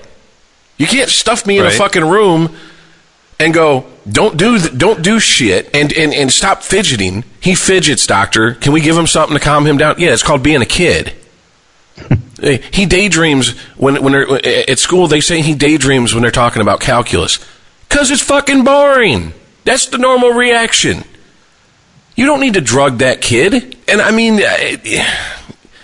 it's become something where a lot of that may come from the subconscious narrative that the boy is broken because he's a boy. You know, if you have that sort of default setting where all men are bad and all men are this or this or this or this, anything that displeases you about the child is going to be subconsciously because he's a boy, he's broken, we have to somehow fix it. In other words, kids fidgeting, well, fucking boys. God damn it. Can we give him some drugs? Exactly. In a million years, I could never imagine if my daughter was bored in math class, going to a doctor and going, do you have something to calm her down? Can we drug her in some way? That's like a last-ditch effort, man. That is you have tried everything else. You've tried tutors, and believe me, none of us had that. Now my buddy, who I was talking about, his sister had tutors. He never did. Shut up, go to your room. And if he came out, he got his ass beat. What's the answer? And that was just how it was. You know what the answer is? And it ain't pretty. We gotta realize fucking motherhood does not make you a saint. You know, we pimp this shit, and if I was a woman, I'd be pissed off. That the hardest job in the world is being a mother. Really? The hardest job in the world is being a mother? Then why do so many women who bitch about how hard it is keep signing up for that fucking same job over and over and over and over to the tune of 5, 6, 7, 8, 9 kids? If it's hard to raise one kid, why do you have 7 others? Oh, well, eventually they help to raise themselves. Well, this isn't the 1910s and this isn't a John Steinbeck novel where we're going to be working the Dust Bowl and we need kids on the farm. I mean, Jesus fucking Christ. It's a vagina, not a clown car. And we act like everyone who has a child is a hero. And as someone who does not have children, I do not understand it. Yeah. There's 7 billion people on the fucking planet. Did you guys watch the Zuckerberg interview the other night? I did not. Yeah. At the very last question, the woman asked, a terrible interviewer, by the way. I don't know why the hell she was the one interviewing Zuckerberg, but. So, Mark, how did being a father affect how you saw how everything was going with Facebook? It's just this total, it was like a dog whistle to, I don't know, to mothers or to, it just really struck me as horrendous, a terrible question to ask in that scenario. Well, you can't care about people until you make one. That's the rule. Apparently not. Yeah. It's viewed. Bill Hicks has the best quote about it. You know, people talk about it's a miracle, and he says, "No more the miracle of eating some food and a turd coming out of your ass." I mean, that's really what I think about it. One sperm, it's biology. 385 million made it, and it's a miracle. They fertilized an egg, and a woman had a baby. It's biology. It happens every fucking day. I've wiped civilizations off my stomach with a gym sock. Like, why do we just make heroes out of people just doing what? There's 7 billion of us, and it's been happening since the beginning of time. To lighten things up just a little bit, when I come on this show from now on, can we have like a Bill Hicks section? He's the best. I thought that half this show was a Bill Hicks section. I know, right? Problem is, it just isn't funny half. we gotta get from the anger to the funny at some point. Yeah, right? Yeah. It's the Hitler had the right idea. He was just an underachiever half. You know, it's that. Of course, I found that funny. I could see where a lot of other people be like, "Wow, dude, that's kind of dark," and I'm like, "That's where my sense of humor resides." So, but no, look, just to be absolutely honest, it is. When you have 50% of people who get married get divorced, their first marriage, and 70% of people who get married a second time get divorced, and over 80% of those divorces are initiated by women, why is that? And we can't even have that conversation because, wait, what does it matter? She's unhappy. You want her to stay and be a slave? No one said that.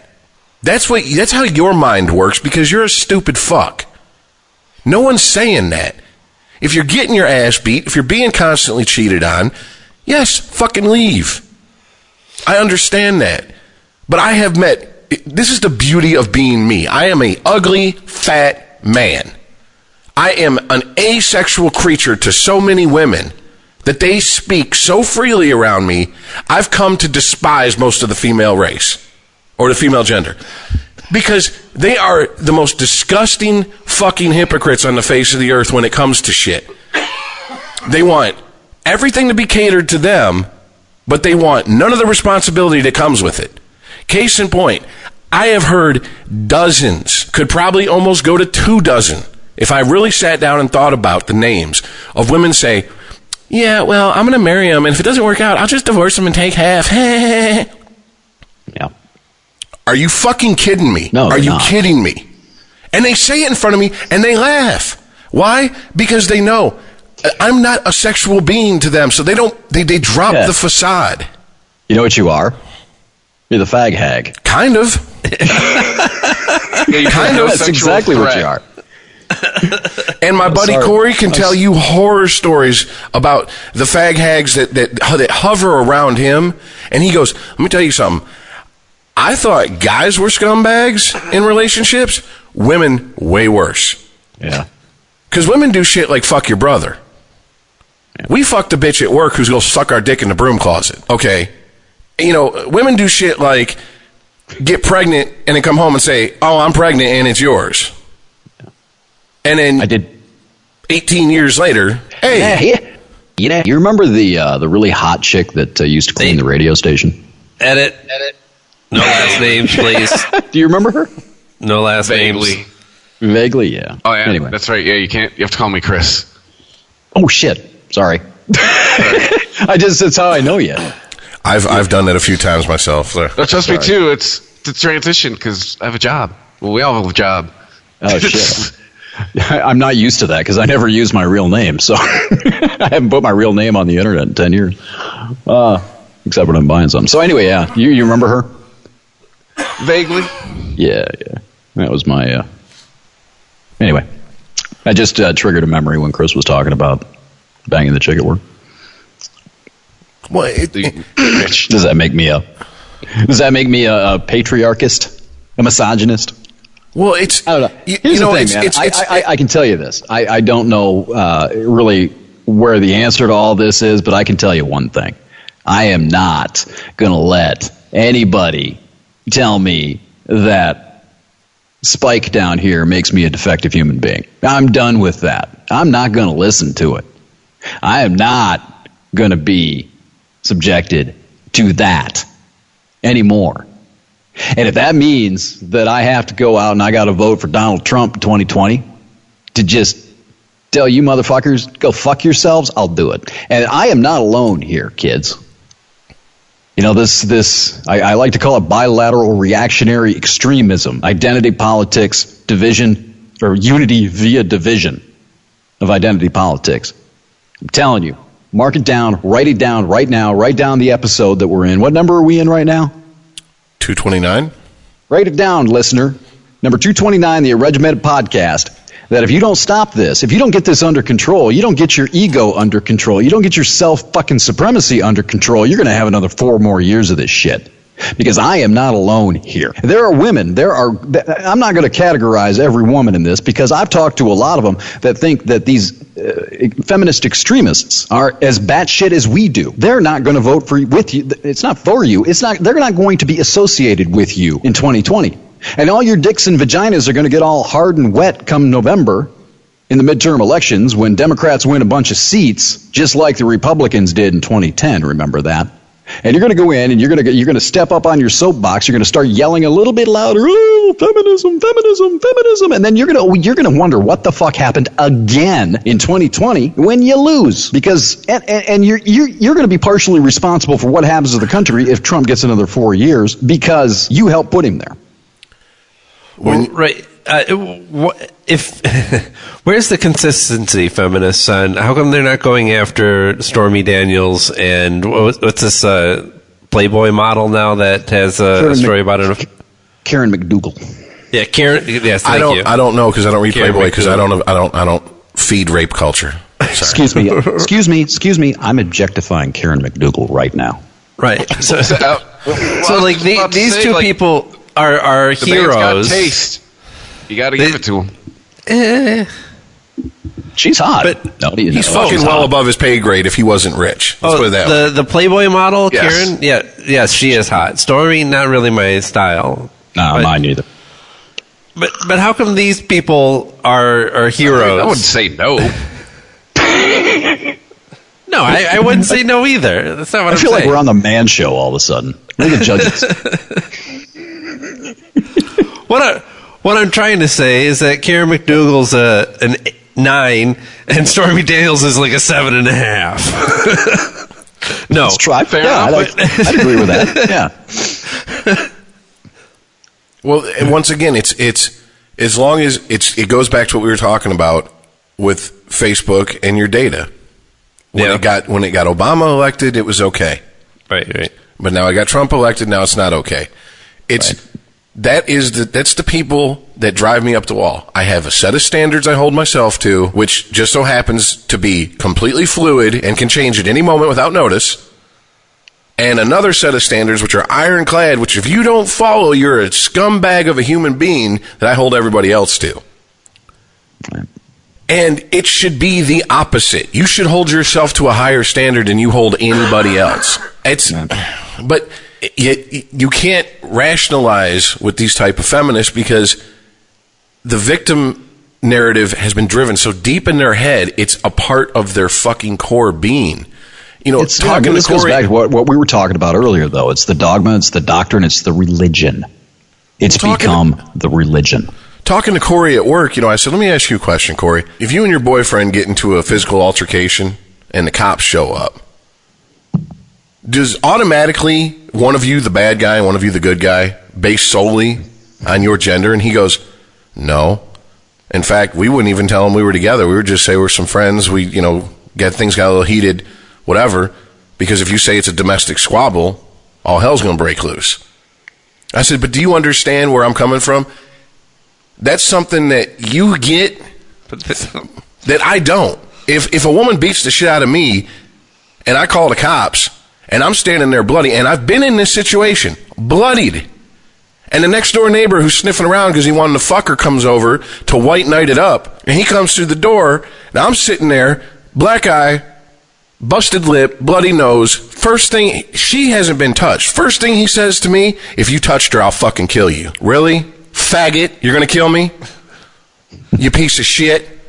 And at that point, it's probably a good thing I didn't own a gun, because I'd be in prison in Arizona right now. Because I'd have shot that motherfucker and then reloaded and then emptied again into him. We'll get this fedora, buddy. This is the bullshit I talk about that women go, that's such a rare occurrence. No, it's fucking not. When you really look at the statistics of who put the hands on the other person first in domestic disputes, a lot of times it's the women because they think they're protected. My mom used to beat the shit out of every guy she was in a relationship with until she ran into the one guy that said, don't think so. But you know what she did after he beat the shit out of her? Never laid her hands on another man she was in a relationship with. It's like when you were a kid. You can't touch me. That's child abuse. Remember that? That was a big thing up until got the shit kicked out of you. Got your ass beat a couple of times by mom and dad. And then after the belt got put away. Yeah, exactly. Yeah, my sister said she was going to turn my dad in. He picked up the phone, dialed 911, and threw it at her and said, go ahead, tell him. Because guess what? They're going to need a hearse by the time they get here. And he was like, click, and hung up. And he's like, that's what I thought. And then there was it's a different story. But, no, it's just, it's frustrating because, look, I don't think that this is ingrained into women, encoded in their DNA, the women that do this shit I'm talking about.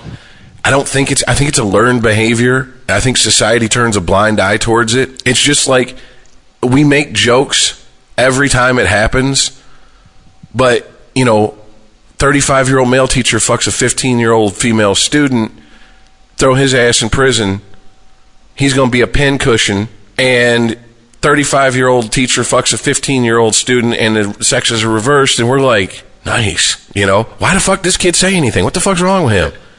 Local hero. They're hot half the time, too. 35-year-old teacher. You're not talking Honey Boo Boo's mom here either. These women are all right looking half the time. Oh, the one in Florida was like, I'd kill everyone on this podcast just to fucking make soup out of her panties. I swear to God. Yeah, you'd have to. She was catch me. I'd be down there before you would. Hey, you know what?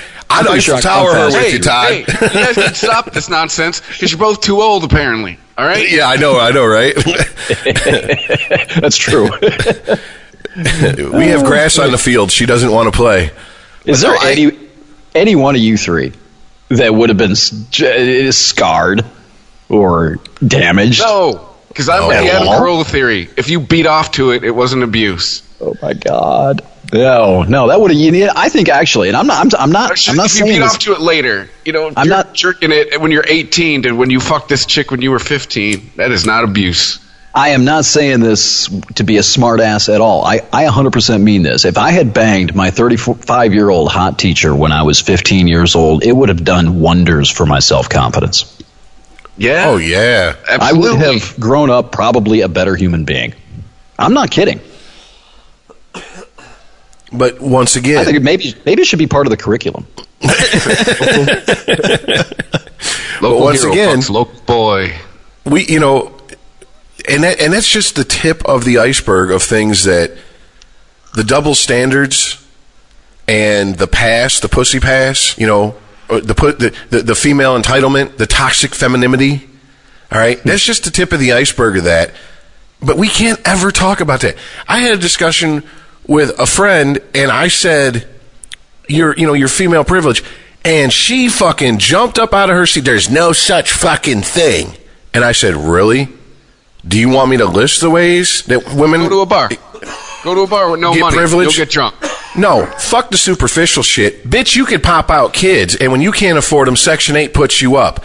When I pop out kids and I can't afford them, the state puts me up in a fucking prison. Fuck you, bitch. Shut up, sit down, take many seats, because you've just been fucking shut the fuck down. I'm like Negan. I will shut that shit down. Don't come at me with no half-ass, weak titty bullshit like that. And she just was like, well, that's just one example. Would you like me to beat your boyfriend's ass and then call the cops and say, he hit me, and see who goes to jail, even if there's not a mark on you? I could keep going. And she's just like, Accuse your that's boss not of privilege. sexual harassment these days. Oh, hey, all women all victims of rape should be believed without proof. She's one of those type of feminists. And I'm like, you ever read To Kill a Mockingbird, bitch? Huh? So just string them up. Less political.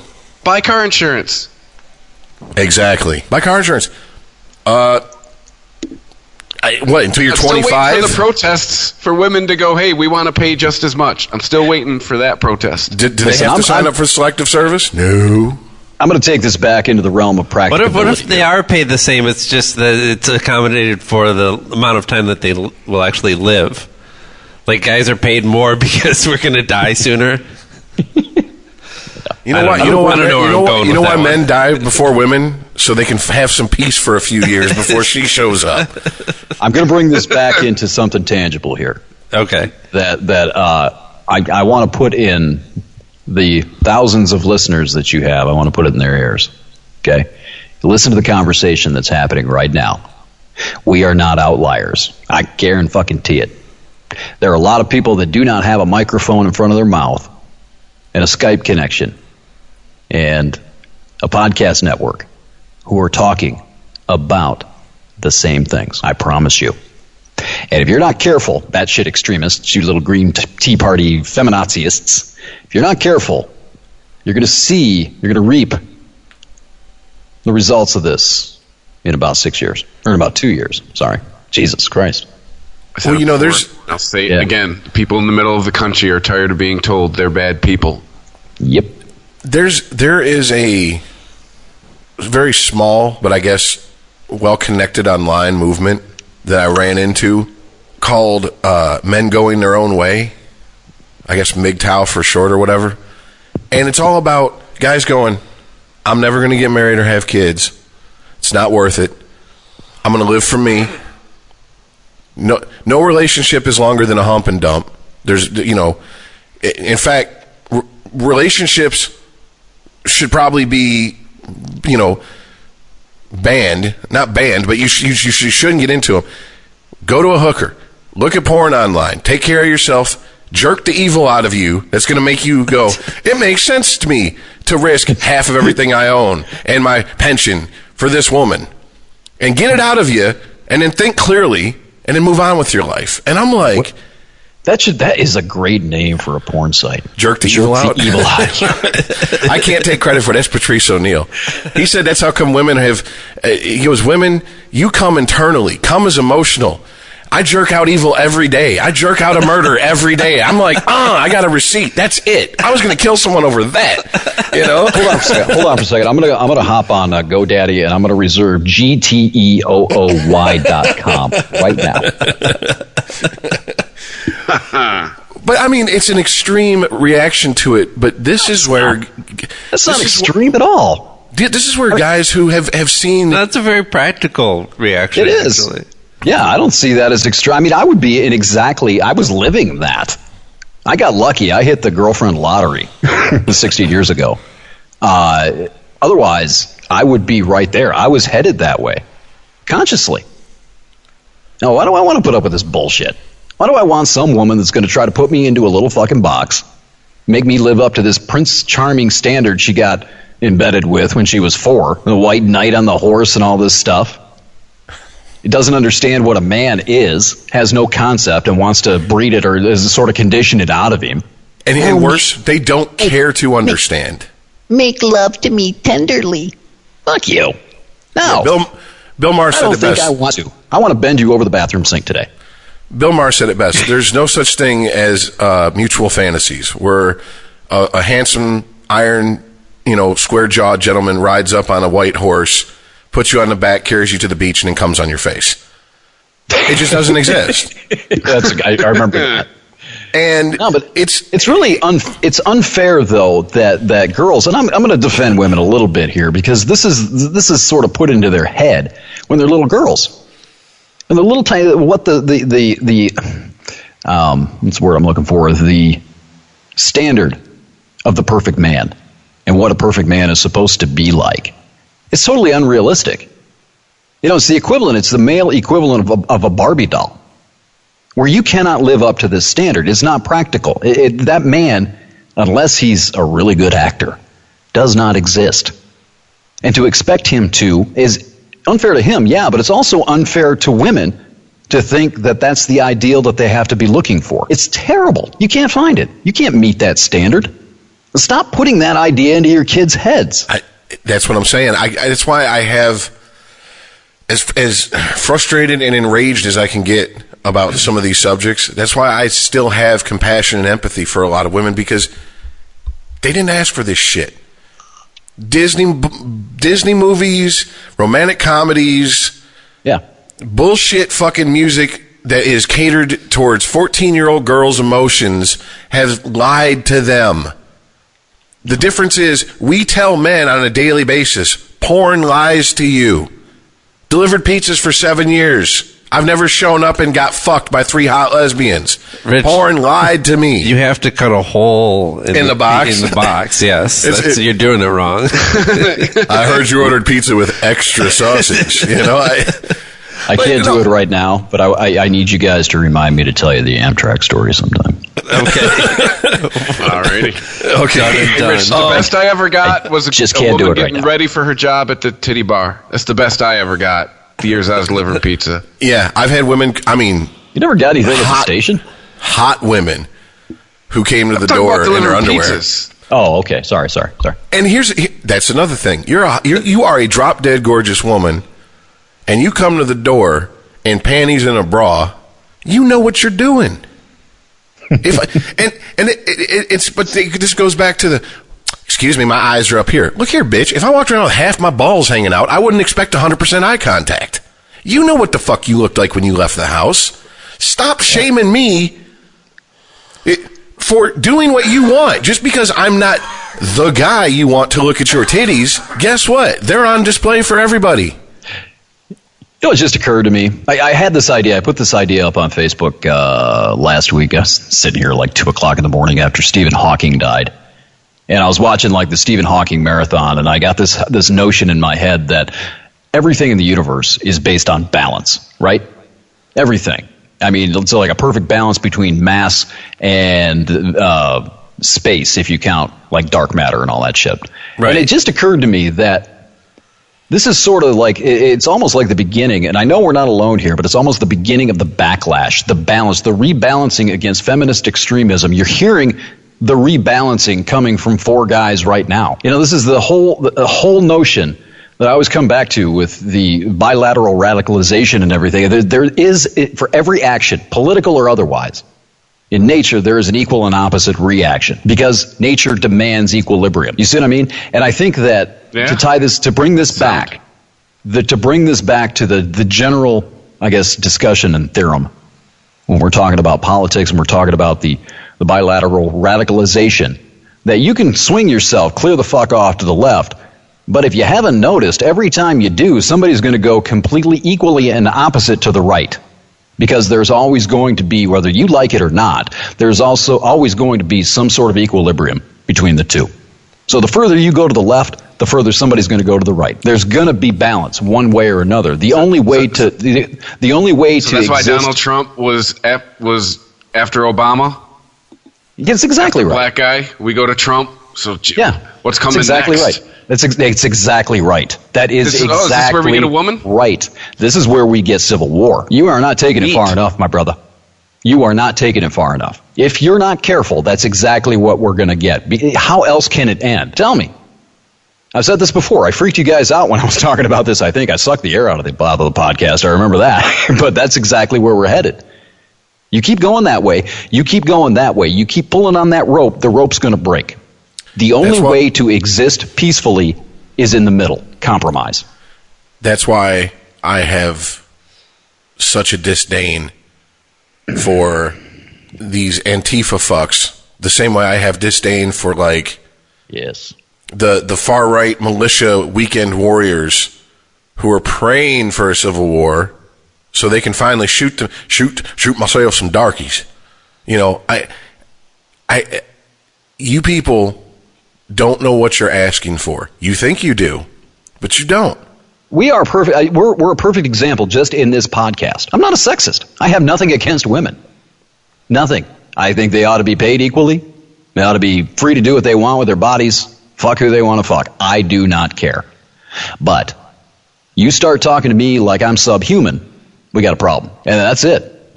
Well, look at the phrases that get used. Mothers, fathers, teach your sons not to rape. Excuse me? Cut and dry, generally. I mean, I don't recall my parents sitting me down and going, hey, by the way, don't rape. Never really had that conversation. You never needed to. Didn't need to. Yeah. Same thing with don't kill people. You know, I'm waiting for that to be the new battle cry. Don't put the cat in the microwave. You know, if you have a child, enough, Mom and Dad. If you have a child who is raping kids the same age as them, guess what? You got a broken child, and you need to put that child someplace where that child can't hurt another person. Period. I've been around a lot of kids. I've been a kid. I don't think 5-year-old's instinct is to rape somebody unless they are severely mentally disturbed and something happened to them or they're born with their wiring crossed in some way. But the arrogance of it, that, like, see, this is what I'm getting at. You always constantly hear people say, well, you don't know what it's like to be a woman if you're a man, and you don't know what it's like to be black if you're white, so you can't speak on these subjects. Well, guess what? That sword cuts both ways, folks. The difference is, while I may strive to understand your point of view, you don't care to understand mine. You go, you're privileged, you're a white male. I'm going to tell you what, right fucking now. I wish I was in the tail end of the generation. I wish I was born when white people are the minority in this country. That way I can act and say whatever the fuck I want, and everybody's just got to fucking take it. Patrice O'Neal broke it down. He goes, this is how it is. Black women can say whatever the fuck they want to anybody. And then black men, and then gay men, and then you got your Latinos, and way down here is the white men who are straight. Y'all can't say shit. It's over for white men in this country. He goes, it's not even fun to fucking fuck with you guys racially anymore. He goes, I've done comedy shows with a almost 100% white audience and been like, you know, tell evil white people jokes, and they just laugh and go, yeah, we are evil. It's not even fun anymore. Right. You just take it. And I'm like, you know what? Where is my, fucking white privilege card? It must have got lost in the mail. Where's my born with $1 million in a bank account and my Cadillac benefits just by virtue of being born a white male in America. Fuck it, I'll be the minority, and I'll take the hit just in exchange for me to be able to say whatever the fuck I want, and everybody just has to nod along and You don't understand the white male experience. But that goes back to what I was saying. I don't see that happening. That's not going to happen, and that's the problem with playing identity politics. Jordan Peterson laid it out. When you play identity politics on the left, you create a group who's going to play it on the right. And when you divide people up by race, and the term person of color, people of color, is the most racist fucking term I've heard in a long time. Because what does that term do? White people over here, everyone else over here. People and then you preach unity out of the other side of your mouth. Exactly. Now, if you want to play, and Jordan Peterson said it great on the Joe Rogan show, you really want to play identity politics? Because historically, white people play that game pretty well. And in Germany during World War II, they played it a little too well. So how far down this rabbit hole do you really want to fucking go? And I don't care. I'm proud to be white. You're dumb. You're stupid. I'm proud to be black. You're dumb. You're stupid. What did you do to earn your whiteness or your blackness? Nothing.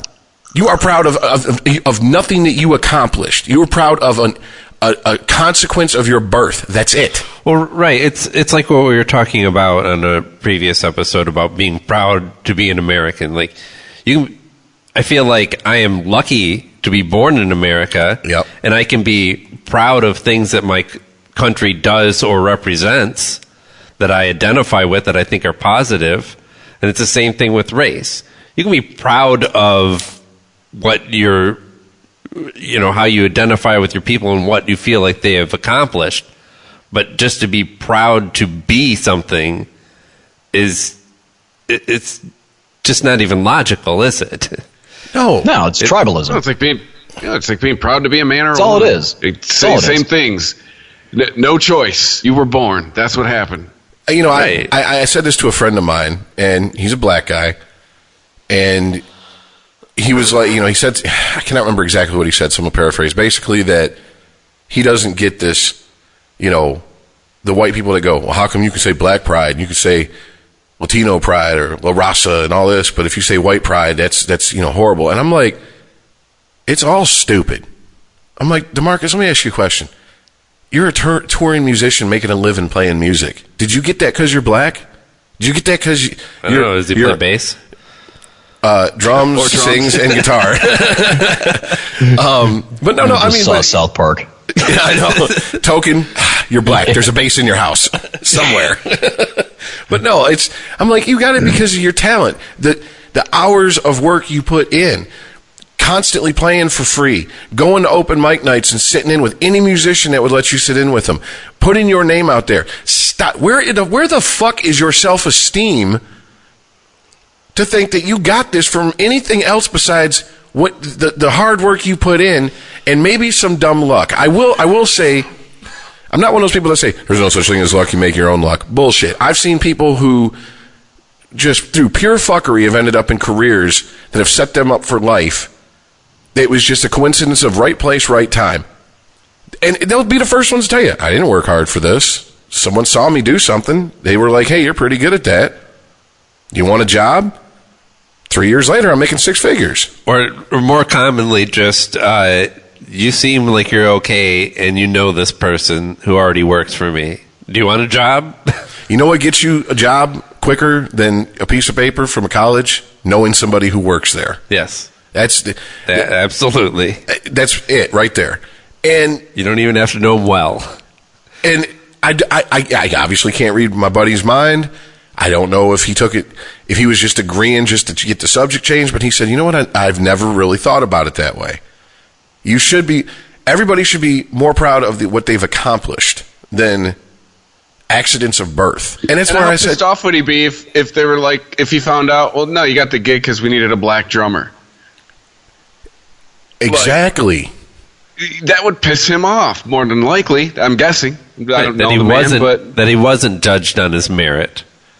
Yeah, that it would diminish. Like, no, you're not a good drummer. We need a black guy. Martin Luther King said he hopes his children live in a world where they're judged by the content of their character, not the color of their skin. If he was to say that today, he would be a leper to the left. He would be a leper to the left. Well, because what's ironic is that's all we do. And Todd, you're absolutely right. Todd, you're proud to be the black. You're absolutely right about.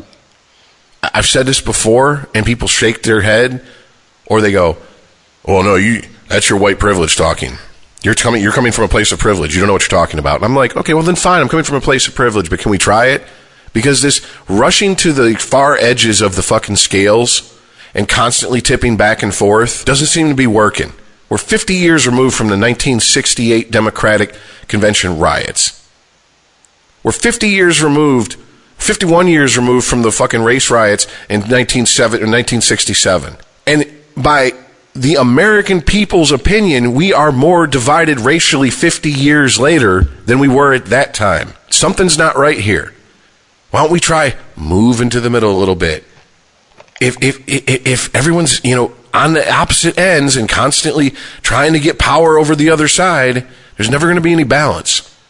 If your goal is equality, you need people in the middle. And the problem is thing is God damn it, I lost it. Sorry, Rich, go. Well, it's just centrist has become a pejorative term to use against someone. Oh, you're a fence-sitting centrist? What's wrong with you? The other day, the chick who played Miranda on Sex and the City is running for governor in New York. Cynthia Nixon. Yeah. Yeah. And one of the things that she came out with against, because she's running against Cuomo's kid, Andrew Cuomo. And one of the things that she came out with him, like, as a pejorative, was like, he's a centrist and an Albany insider. Like, wait, so it's bad to call somebody a centrist now? It's the Green Tea Party. That's exactly what the Tea Party did in 2010. Exactly. You're not radical enough. And how many, I don't know how much TV you guys watch. There's a lot of advertising now talking about not compromising. It's typically in like your lifestyle and all this other stuff. You're a particular person and a unique individual, and you need things a certain way. Why should you compromise? Why would you go anywhere else except for where we sell our product? Exactly. Todd, I don't watch a lot of TV, but I heard a radio ad for a trade school in Southfield. Not Specs Howard. I knew which one. No, seriously, it wasn't Specs Howard. It was like for an HVAC school. And it started off with, it's this stereotypical Sam Elliott type voice. He's like, in America, we've been sold a bill of goods for the last 30 years that you need a piece of lambskin to say you're worth anything.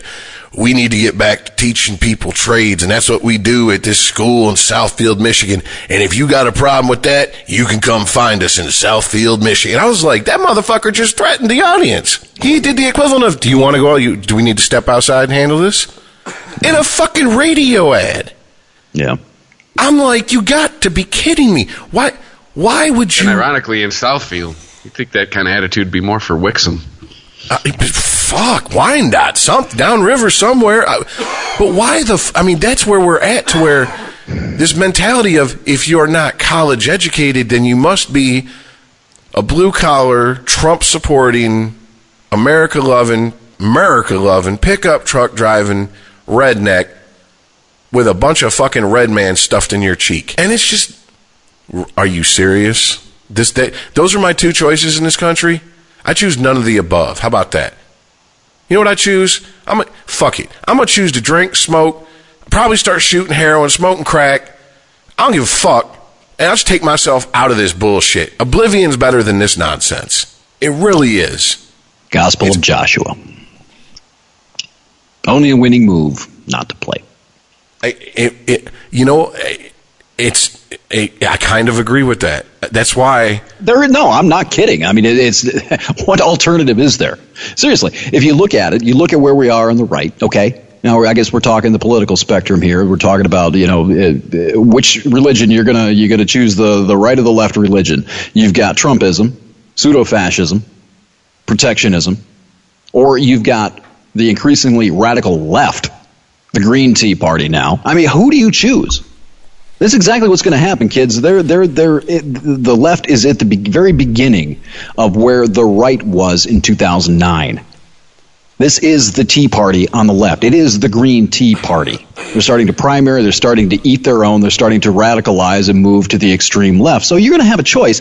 I keep saying it. It's hyperbolic and it's fucking cliche. I hate it, but there's no better example to use than a choice between Hitler and Stalin. It's coming. Who do you choose? Who would you choose if you were back in the 1940s and you had to choose between one of those two people? Would you choose to go live in perhaps Switzerland? That's Canada where we're going. Looking pretty good. They got hockey. Yeah. So yeah, I mean, if you don't have a choice that you can live with, that you agree with, even partially, then yeah, the only winning move, as I said, get the fuck out. The only winning move is not to play. Wait until the shit settles. Hope there's something left, and then get involved in the cleanup. One of the absolute most mind-blowing things I saw recently was on a debate page on Facebook that I'm a member of. Someone posted, look, this needs to be said. Just because someone says the term white privilege doesn't mean that your life is free of any struggle whatsoever. In fact, and then this person went on to say what I've been saying, but they put it in different terms, so I'm going to paraphrase it. Basically, white privilege is if a cop pulls you over, he isn't automatically thinking, I might have to shoot this motherfucker because of the color of his skin. So in other words, what are we talking about? We're talking about everybody should have the same rights. The most wealthy man should have the same rights as the poorest man. That's what, and I'm like, okay, I read it, and then I scrolled down, and it took 5 posts before the shitstorm started. Yep. And it was just, the complete point of the message was lost on these people. You had people come out, yep, I agree with you, and they, have a point, and then they would have a discussion. Like literally a 5th post, you know what you're talking about. You have no idea what it's like to be a black man out here and be hunted by the cops. It's basically the police are like the slave hunters of back in the day, and white people need to realize this. And the only way they're going to realize it if they become the hunted. So maybe we need to kill some more white people. And I'm just like, if this is what we really want, then let's get it over with. Just fucking do it. Stop being pussies. You want a race war? You want a civil war? However you want to frame it, go do it. Whether you want it or not, it's coming. If we don't correct course, it's coming. Whether it's wanted or it's not wanted. People are going to find out right now.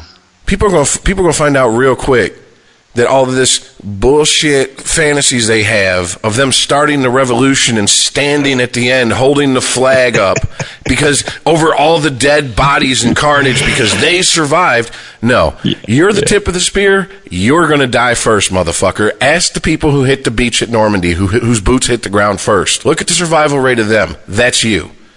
Is that what you want? Then go fucking do it. And leave us the fuck out of it, by the way. Because I don't know any. When people are that angry, well, how do you can't.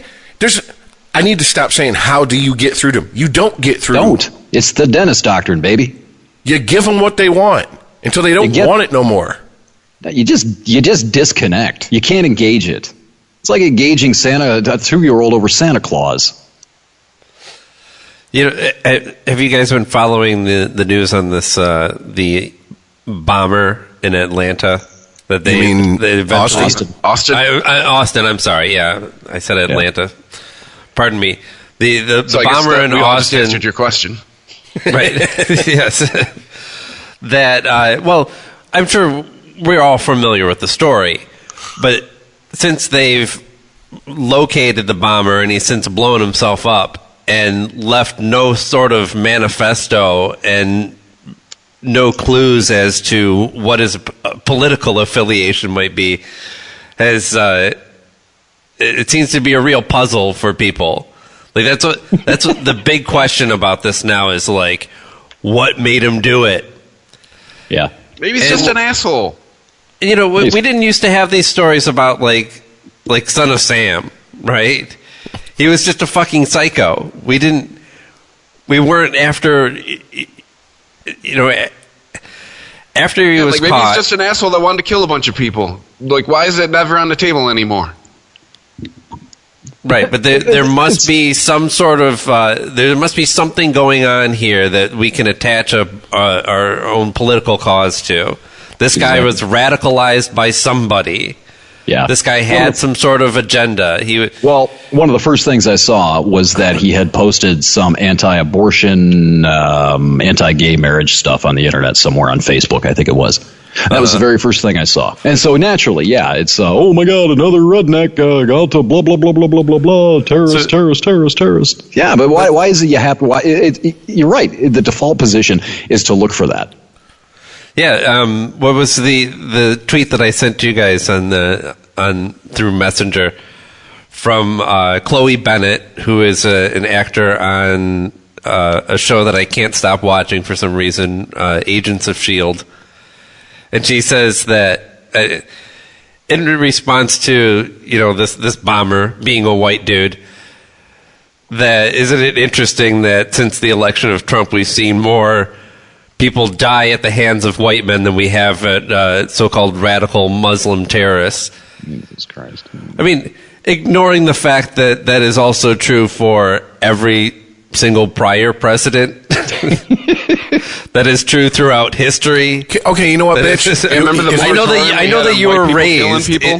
You were raised in the post 9/11 era of you could be next. You could be the next victim of radical Muslim terrorism. I mean, like, it never really was that big of a threat. I know they did some horrible things, but let's face it. If she hates white men so much and she loves Muslims so much, take your ass to one of them countries ruled under Sharia law and flap your fucking cock holster and find out what happens to you, bitch. Yeah. I'm tired of this.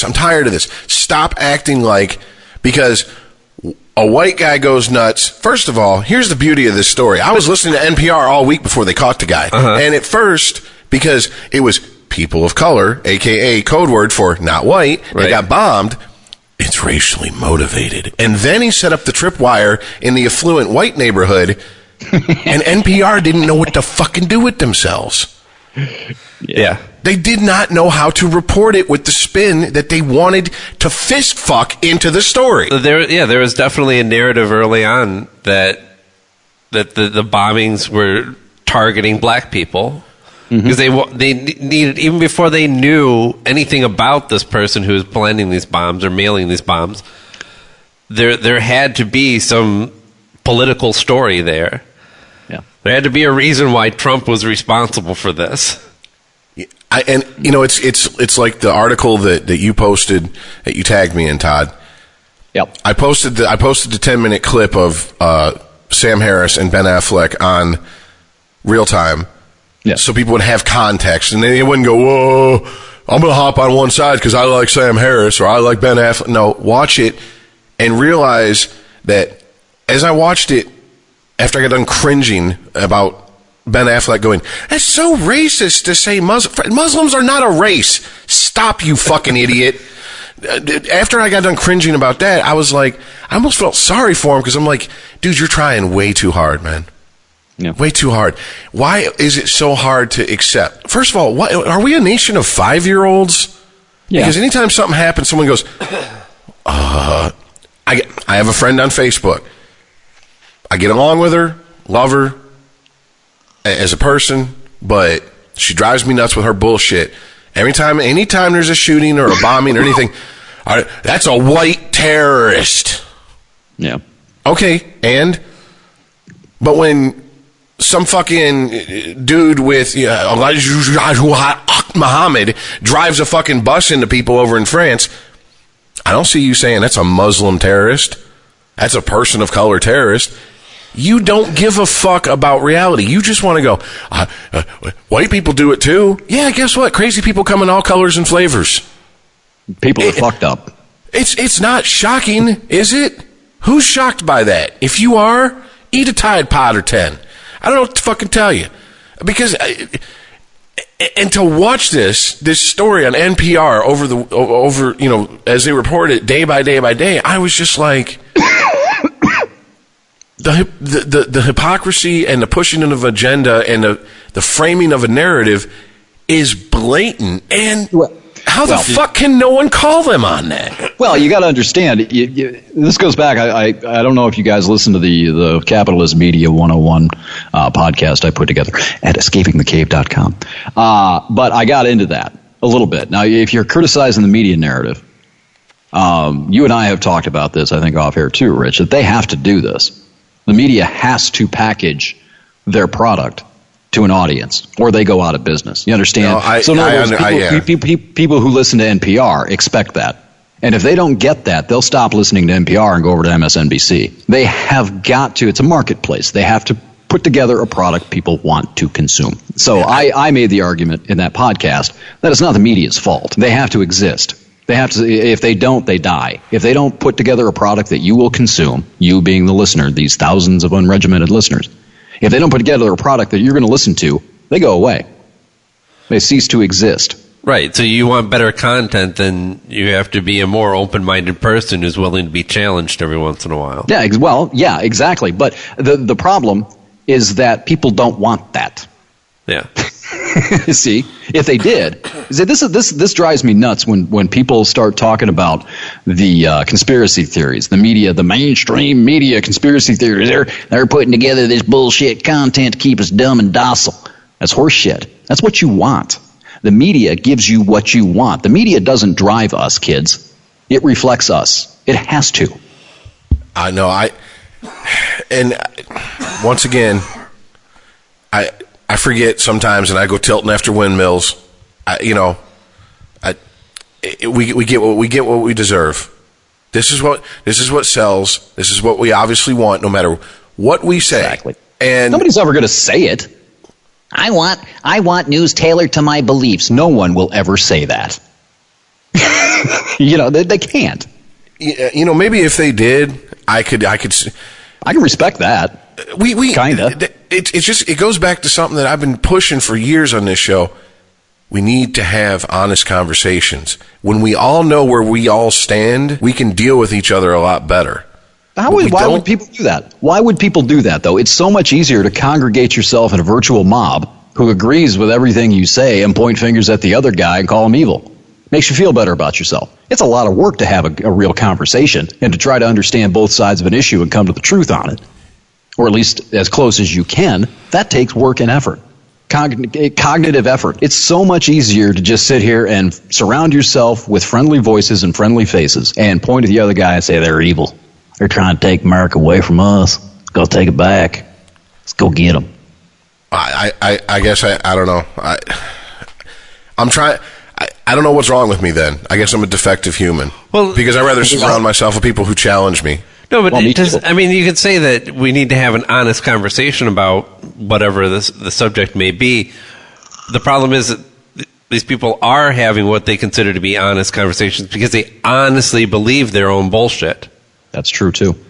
Have you ever sat down and asked someone who's, an unashamed, unabashed racist why they hate the race they do?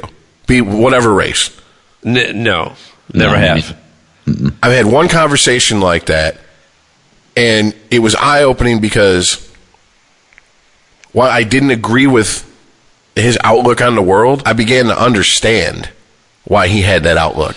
No, okay, so I understand that. I've never had that conversation, but I had a boss that I worked for a little while, and he would say some things that I just thought were vile. He would say some overtly racist things about black people, and say what you want. I'm guilty. Like, I didn't challenge him on it. I just wanted to have this job, have a steady paycheck, keep my head down. I didn't say, you can't say that about black people. Wait a minute. Why would anyone label you as guilty? Well, some may. Oh, there's a lot of people that would. Because you didn't step in and I'm you didn't try to right the wrong. You didn't fuck your entire life up to defend people that'll never give a fuck about you. Okay, but the point that I'm making here is that, part of this job was a lot of driving around. And while our clientele were in nicer neighborhoods, he was located in an area of Detroit that borders, he was basically in Grosse Pointe, right on the border of Detroit. So we had to drive through Detroit in order to get to our destination a lot. And he would tell me stories about growing up in that area. He he grew up downtown Detroit. He lived there his whole life. And, you know, I never had an open, honest conversation about him, like, what is this problem that you have with black people? But it was made evident through his stories. I'm not defending his point of view. I'm not defending his racism, but I can see where he gets it from. And this idea that, like, this town used to be something and now it's turned to shit and all I can see are black people living in the city, right? I can see the route that his brain took. Mm-hmm. I'd like to think that even if I grew up in that situation that I would think differently, but who's to say? Well, it's like when I read the autobiography of Malcolm X. You know, I'm reading it, and if any of you've ever read that book, I mean, he recounts countless situations where he was treated less than human simply because of his race. He went to an all-white school at one point, and they just openly referred to him as the little nigger boy. Right. It was like his second name. And I'm sitting here and I'm having a conversation with a friend of mine, and he's like, "Why the fuck are you reading that book? That book ain't for you." I'm like, "What the fuck you mean for? What the fuck is a book for and not for?" I didn't open it up and it said, "Close the book, Whitey." So obviously it's for me. I can read it, and I broke it down to him. I'm like, he goes, "Well, I don't understand. All he did was hate white people." You'd probably hate white people if you grew up black in his situation too. But you know the difference when he went to Mecca and he saw Muslims of all races eating, sleeping, drinking, praying together. He came back and said, yeah, that whole Nation of Islam, Elijah Muhammad shit. Yeah, I always said, as the Honorable Elijah Muhammad teaches us, I was speaking his words. Now I'm speaking mine. Mm-hmm. He expanded his view because he got out of this pigeonholed piece of the world that he lived in. And if you grow up as a white kid in a predominantly black neighborhood, getting your ass kicked, being called Ofe, cracker, white bread, gray meat motherfucker the entire time, gee, I could kind of understand why you'd grow up and be a little fucking like, I really don't want to live around those type people. I can understand that. It's like when I lived down south. In the really hillbilly parts of I mean, like the redneck Riviera Panhandle part of Florida, it's not black people that fucking everybody's scared of. It's the rednecks because they fucking get drunk and do stupid shit. Where did you live down there? I lived basically between Orlando and Daytona Beach, Central Florida. Oh, all right. Yeah, I lived in Fort Walton Beach in the Panhandle. It's like southern Alabama there, man. Yeah, well, you know exactly what I'm talking about. Then. Yeah. I mean, and when I was in Florida, you know, if a car full of black kids were rolling by, people weren't like, "Oh shit!" It wasn't like Friday, hide your chains, here comes Debo. No, it was when a lifted truck with a rebel flag coming, playing David Allan Coe. People were like, "Oh, let's get the fuck out of here, man! These toothless yahoos. Who the fuck knows what the fuck's going to go on?" And it was the truth. They were the ones that I'd go to Gators Dockside off 1792 and playing pool, having a few drinks. They're the ones that come in and half the bar clear out. You know why? Because they're there to start shit. Now, is that because I was cognitive of that and I was stereotyping them also? Mm-hmm. Is that bad? Well, I guess we're talking about the difference between profiling and prejudice, where profiling is kind of just... Profiling is the built-in part of it. It's in our nature to profile. And to, you know, just as a means of survival, to be able to assess situations that you're in and assess your safety. That's, you know, built into your instinct for survival. Yeah, we profile every day, and we don't even think about it. I had to do that. Right. Does this person... I have to evaluate, does this person mean me harm or not? Yes. But then, you know, that can, without some critical thought applied, it can easily spill into prejudice by just saying, okay, well, I'm just going to believe that every black person means me harm or is a bad person until you prove to me otherwise. At some point, I think with most people, though, I mean, there's 7 billion people on the planet, and it takes a whole hell of a lot of effort to apply 7 billion cases of nuance to everybody. Who has the time for that? Who has the time to get to know every single person they come into contact with? I quote him all the time because I not supporting that, understand. I feel like I can't believe I have to say that, but somebody in your thousands of listeners is saying, "Oh, you're supporting racism and prejudice." No, that's not what I'm saying at all. But you have to understand. You have to try to understand how people think. I quote him all the time, and it's because personally I think he was the best comic of his generation, and like all good comics, they're part prophet, they're part funny men, and they're that person that's going to tell you the truth whether you want to hear it or not. And Patrice O'Neal was talking about, hey, guess what, white people? If you're walking at Harlem at 3 a.m. and a group of 5 guys with saggy jeans and puff coats and do-rags on are walking towards you, run. If I'm in Alabama at 4 a.m. and 4 guys with shaved heads are walking towards me, I'm not going to assume they're coming from chemotherapy. I'm going to run. I'd rather be racist and alive than tolerant and dead. Run, stupid. And I mean, when you are shaped by your experiences. This is why I have such a hard time. People go, all your experiences don't matter. It's anecdotal evidence. Fuck you. All right? Fuck you. If every single time I got around a certain breed of dog, that breed of dog mauled me, when I see it for the 100th time after 99 maulings, I'm supposed to go, oh, this is going to be the one that's different. I got to interject here. If we're having an authentic conversation, then we have to apply that standard and explore feminism and the Me Too movement. And we have to apply that to how women are treating men. And I agreed. And what do you mean? Like, as far as? Well, if we're going to apply that to the race question, and if a dog bites you repeatedly, you're going to stay away from that dog. You're not going to like that breed of dog. Well, from the female perspective, if you've been assaulted or groped, right, eventually you're going to be sick and tired of that breed of dog. Definitely. And you're going to want to you're going to want to avoid it. I mean, it's intellectually that's the only honest way to go forward with it. You can't apply it in one area and then not in another. And this is why I use Joe Rogan's example of the difference between when people go, well, guys get groped by drunk women at the bar all the time. I know I've had it happen, and I'm like, I just look at them and go, how hard up are you and how drunk are you to grope me of all people? I usually just say thank you. Yeah, I know, right?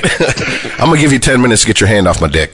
But no, I mean, I can see by your low self-esteem that you're a woman of my style. Exactly. You're classy. I can take you home to meet stepmama, and right. But no, and he goes, if a woman gropes me, and Joe Rogan is not, I mean, he's built, he's in good shape. He's only like 5'8", 5'7". He's not a huge guy, but he's like, if a woman gropes me and I go to stop her, I can easily stop her.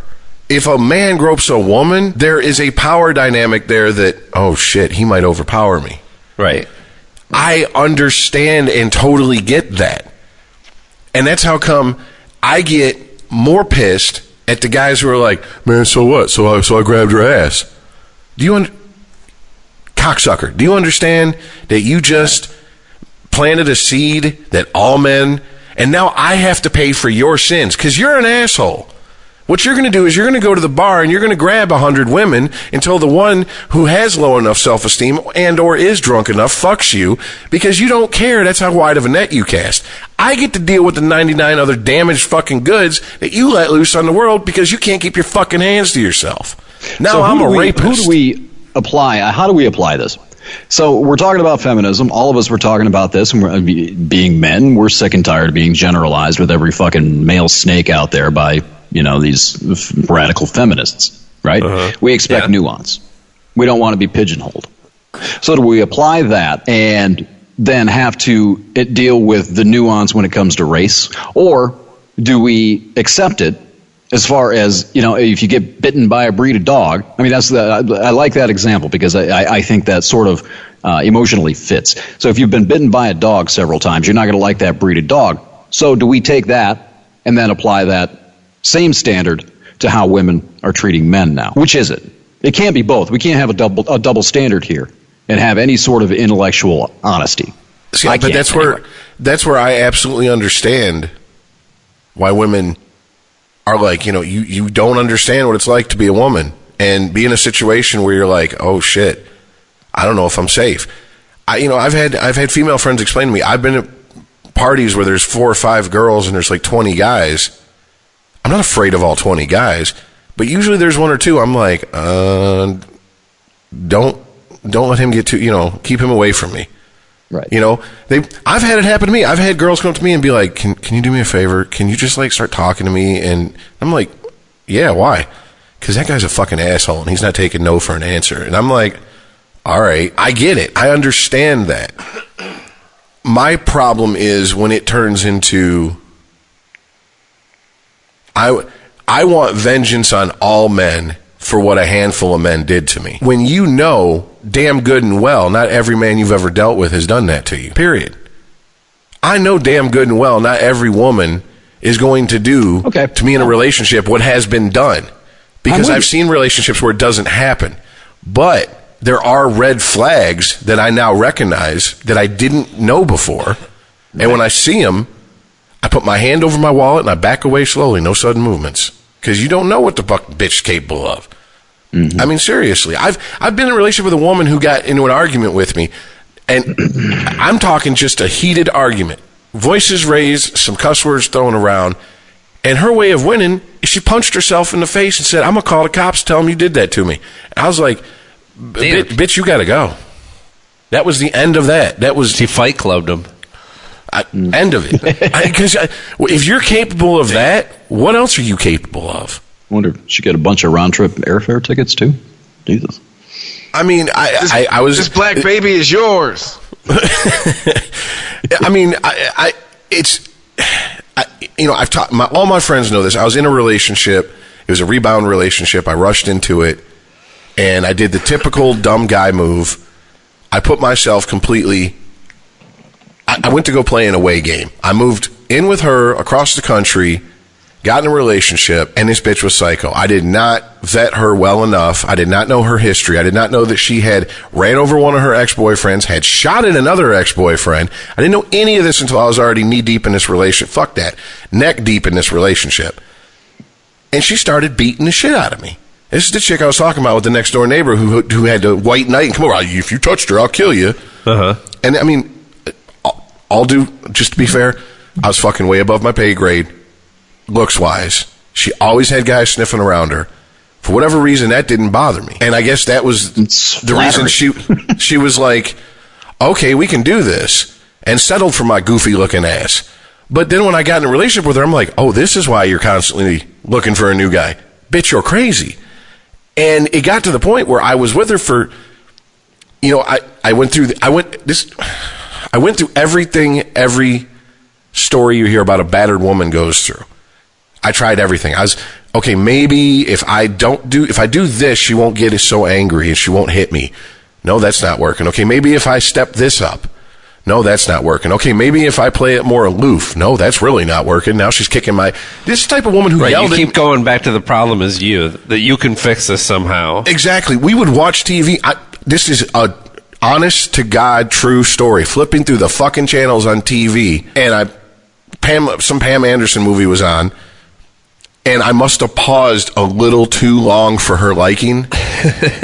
And then when I flipped again, she was like, you might as well flip it back because I know you want to fuck that bitch. And I was like, oh, here we go. So this is what we're going to do all night. We're going to fight.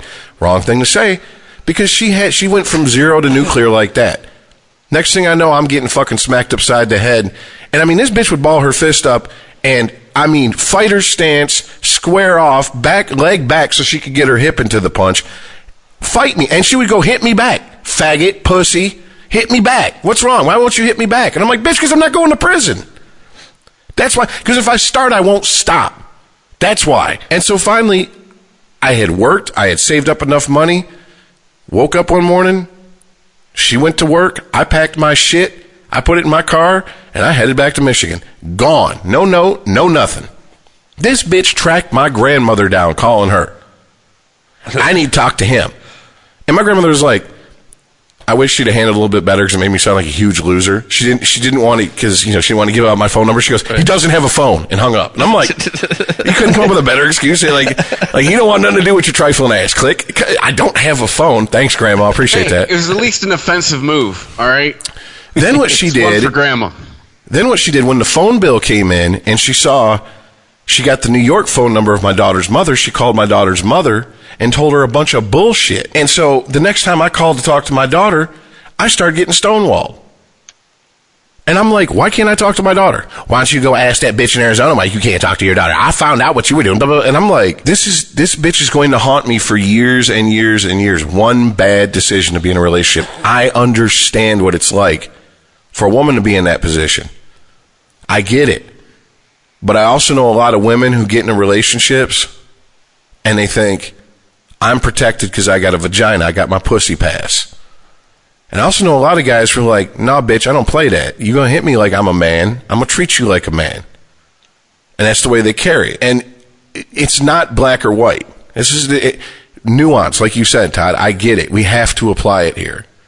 But at the same time, if I walked around saying I want vengeance on all women for what this woman did to me, people would rightfully look at me and go, oh, you're fucked in the head. But for some reason, I've had multiple women since this Me Too shit started last year in a conversation with me say, no, it's vengeance time.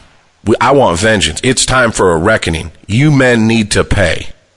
And then, by the way, 5 minutes earlier, they're going, well, I realize you're not one of these guys I'm describing, and it's hard for you to understand their mindset because you don't think this way. But because I challenge them, it turns into all men have to pay. So it's on both sides. There has to be nuance on both sides. There has to be a desire to understand where the other people are coming from. Well, I think just as people, like, we have this higher sense of justice, but all we're really concerned about primarily is revenge.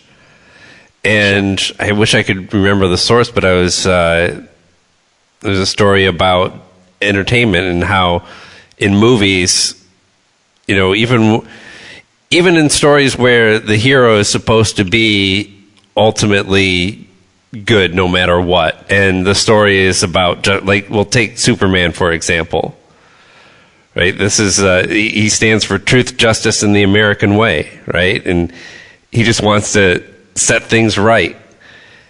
And what does he end up doing at the end of his movie? He gets his revenge. He has to kill Zod in order to stop him. We're disappointed by stories that don't end in some sort of revenge. It can't just be that the Black Panther, subdues his enemy and sets things back to the way that they should be in his country. That villain has to die. There has to be revenge there. See, I don't know, man. If that's the case, then maybe we are just a virus with shoes. I mean, seriously, let's you know what? It's going to solve all this. Take the Project Mayhem out of Fight Club and let's do what Tyler Durden said. Let's de-evolve. Let's just fucking just take everything back to a primal level. And just wear loincloths. There's one event for humanity that could make all of this obsolete and bring us all together. Is this the alien invasion? Yes. Yes. Well, then we have an outsider to where we would shift all our shit from each other to them. And Eddie Griffin had a bit about it. He's like, he asked the crowd, he goes, you believe in aliens? And half the crowd was like, no. And he goes, y'all some arrogant motherfuckers. You know what? He goes, here's the thing. Aliens visit this planet. They never land, no. We're the fucked up planet tour. They're like, we're the zoo. They pull up and they're like, look at them fight, look at them fight. Hey, shouldn't we land? Motherfucker, they're killing each other over black and white. We're purple. What the fuck do you think they're going to do to us? Get yourself a good look. We're going. And I'm like, it's probably true. Because we're the you wouldn't worry about the universe. Right? You wouldn't worry about black or white if you got some fucking green dude trying to anal probe you. You'd both be like, "No, man, keep that thing out my ass." That's a universal experience. I don't. No one wants that in their ass. No, now you can't say no one. Well, Just shaming people out there that are into aliens. I'm thinking of my coworker Corey. I asked him because he got caught up with some bullshit, and there was a chance he might have served some time. And I'm like, what would you do if you had to go to jail? Because Corey ain't got a doing time type disposition. And he goes, and obviously he's gay. He's like, oh boy, I just find the guy who I found the most attractive who I think would protect me. And I'm like, see, that's not an option for me. So I'm going to have to fight. I can't fuck my way to protection. That's just not on the table. I looked on both sides of the menu, even flipped it over. Nope, I'm not sucking a dick to live. That's just not happening. Sometimes death is better. Hey, man, seriously. But to get back to what you were saying, these are one of those conversations that I wish, and I've extended the invitation to one woman took it up, my friend Monique, and the other three were like, it didn't work out logistically. To have women on the show, to have this conversation, to see if we can, at least, even if it gets into a heated debate, at the end, we can look at each other and go, now, do you understand our point of view? And do we understand your point of view a little bit better than before we started this conversation? And if the answer is yes, then that gives me a little bit of hope. That's going to take a very special woman to come on a show with three guys. Just the sheer numbers. I would not want to go on a podcast with three feminists. Yeah, and try to please. If there's one out there, send them my name. I'll go on. Believe me, I will. They're going to be like the conservative on Bill Maher. Like, we need to find the Michael Steele of women out there. Right? I ain't scared. I am not scared. Fuck them where they live. I'll go to their podcast. Scared. Why would you be scared? It's not about being scared. It's just how are you going to cut through that? Well, first of all, if it turns into the view, it's not about being scared or being afraid of losing an argument. It's you get into this mob situation with this groupthink when you've got three women ganging up on you. You're not going to cut through it. What's the point? Well, I think the one thing obviously the one thing all the women I've invited to be on the show have in common is they know me and they know I'm not going to walk them into a buzzsaw. You know what I'm saying? Right. I mean, and they've listened to the show. Yeah, and it would seem like somebody that at least you and Aaron both know. There's going to be a level of comfort there, at least. I don't think we know any of the same women. Yeah, I'm going to have to start meeting more women. Well, but also that's the thing. I mean, it's just the idea of having these uncomfortable conversations. I understand we can't. Not everyone is going to want to do it. So fucking be it. But if people are willing to, then. It's just like going to with Trump and North Korea. A lot of the criticism was, why are you going to meet with little Kimmy, and he's bringing nothing to the table. He's not halting his nuclear program, blah blah blah. If the people are willing to come and meet you halfway, you have to meet them halfway as well. And to me, that's the hardest part of all this, because people are, like you said, so dug into the trenches of their ideologies that they won't get out of that fucking trench to go shake hands halfway across the battlefield and sit down and talk. Right. And I'd like to think there's a lot more people out there who are willing to do that, but they just don't know where to start. I don't think there's a lot, but I'll come back. There's two things that came to mind when you were saying that, and I forget who said who the quote was from. But if somebody takes a step in your direction toward reconciliation, meet them halfway. In other words, if somebody's willing to have a conversation with you, the least you can do is take down your cross and have a conversation with them. Meet them in the middle. You know, nobody has to give up their autonomy or their identity, but have the discussion. Meet them. And the other thing I was thinking about was something I started getting into earlier when I was talking about Twitter. When I said I found the redeeming value in it, Aaron. All right. There are more people out there than I realized who are. I don't engage on Twitter. I'm not making the same mistake that I made on Facebook. I'm using it as a tool. I'm using it to market escapingthecave.com. And sort of lurking and seeing what the discussion looks like. And there's a lot of bullshit out there. I mean, you can tell the fundamentalists, the political fundamentalists immediately. But I was very pleasantly surprised. I mean this. I mean, I'm a little cynical sometimes. I don't know if you've noticed. But I've noticed that there are a lot more people out there than I realized. And maybe it's because of the places I'm going, like Oulette and all these other sort of, I guess, more intellectual sites or pages or threads or whatever you want to call it. But there are more people seeing the damage that the political religions, the extremism, and the fundamentalism is causing than I thought there would be. There are a lot more. And I've kind of gone, you know, I like the Twitter idea that you can follow somebody and say, hey, hi, I'm over here, you know, and not have to friend them and not have to engage them and all that. Right. But I'm starting to target certain people that are giving me this idea, this inclination that they are reasonable human beings that's seeing the problem with the division, the tribalism, and the political fundamentalism. And there are more than I expected to find. So I don't know what that says culturally. You know, I've been walled off. The one difference between Facebook and Twitter is Facebook is incredibly incestuous. You get locked in to the same fucking people and their friends, and the discussions you have don't change.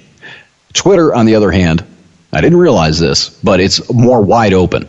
It's like going to a bar as opposed to going to a family reunion. Right.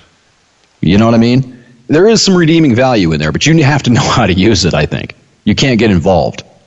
You have to pick and choose who you want to associate with, not start getting into the, you know, the flame wars and the political showmanship, the Avatar showmanship in the Matrix. You can't do that, but I think you can find people there. Well, right. Rich and I were just talking about this last night, and one of the reasons why I went to Twitter over Facebook was that I like to see what people post that, you know, people that I don't know. I have no idea who they are.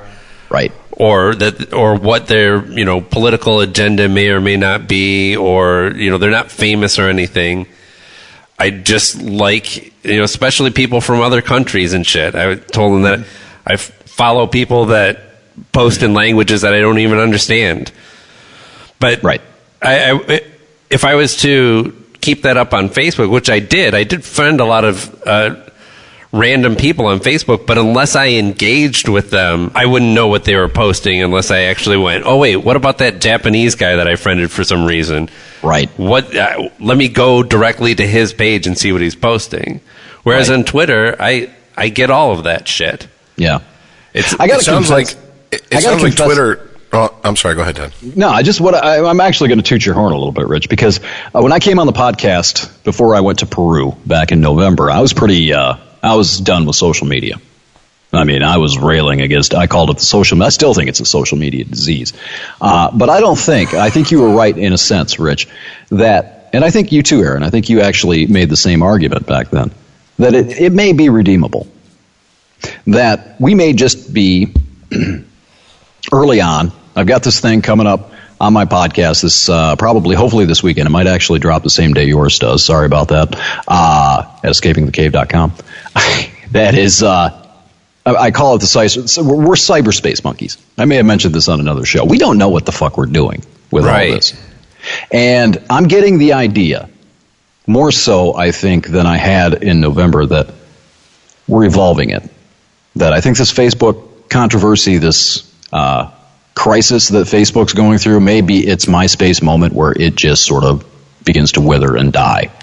And I think we're going to learn a lesson from this, one way or another. We're early in this. As I said before, you know, when I was talking about the not Neil Postman, but the Marshall McLuhan book, Understanding Media, this all dumped on us within the last 20 years. We don't know what we're doing with it yet. We don't know how it's affecting us yet. But maybe, taking a Dorothy approach on this is that maybe we'll start to adjust a little bit to it. I don't know.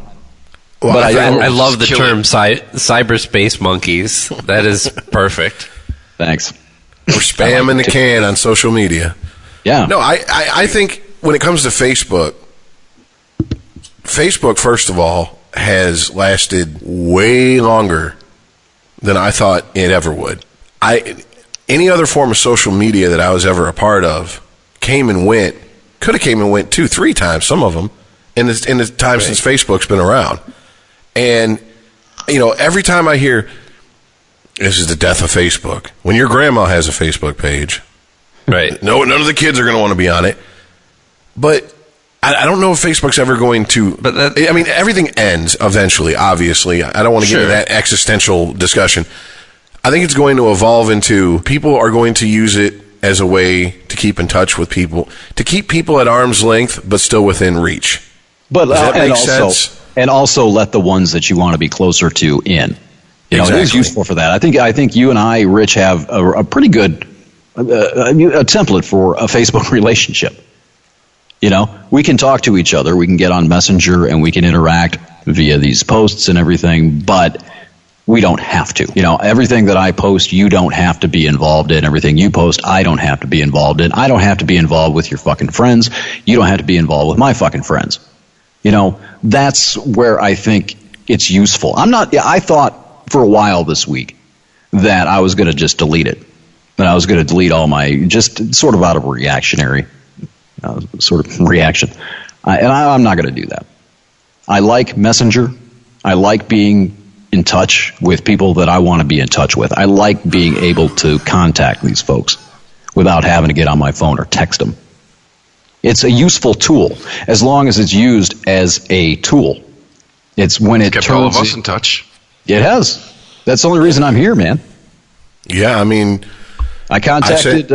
I think I may have texted you or I contacted you on Facebook somewhere, Rich. I did the same with you, I think, Chris.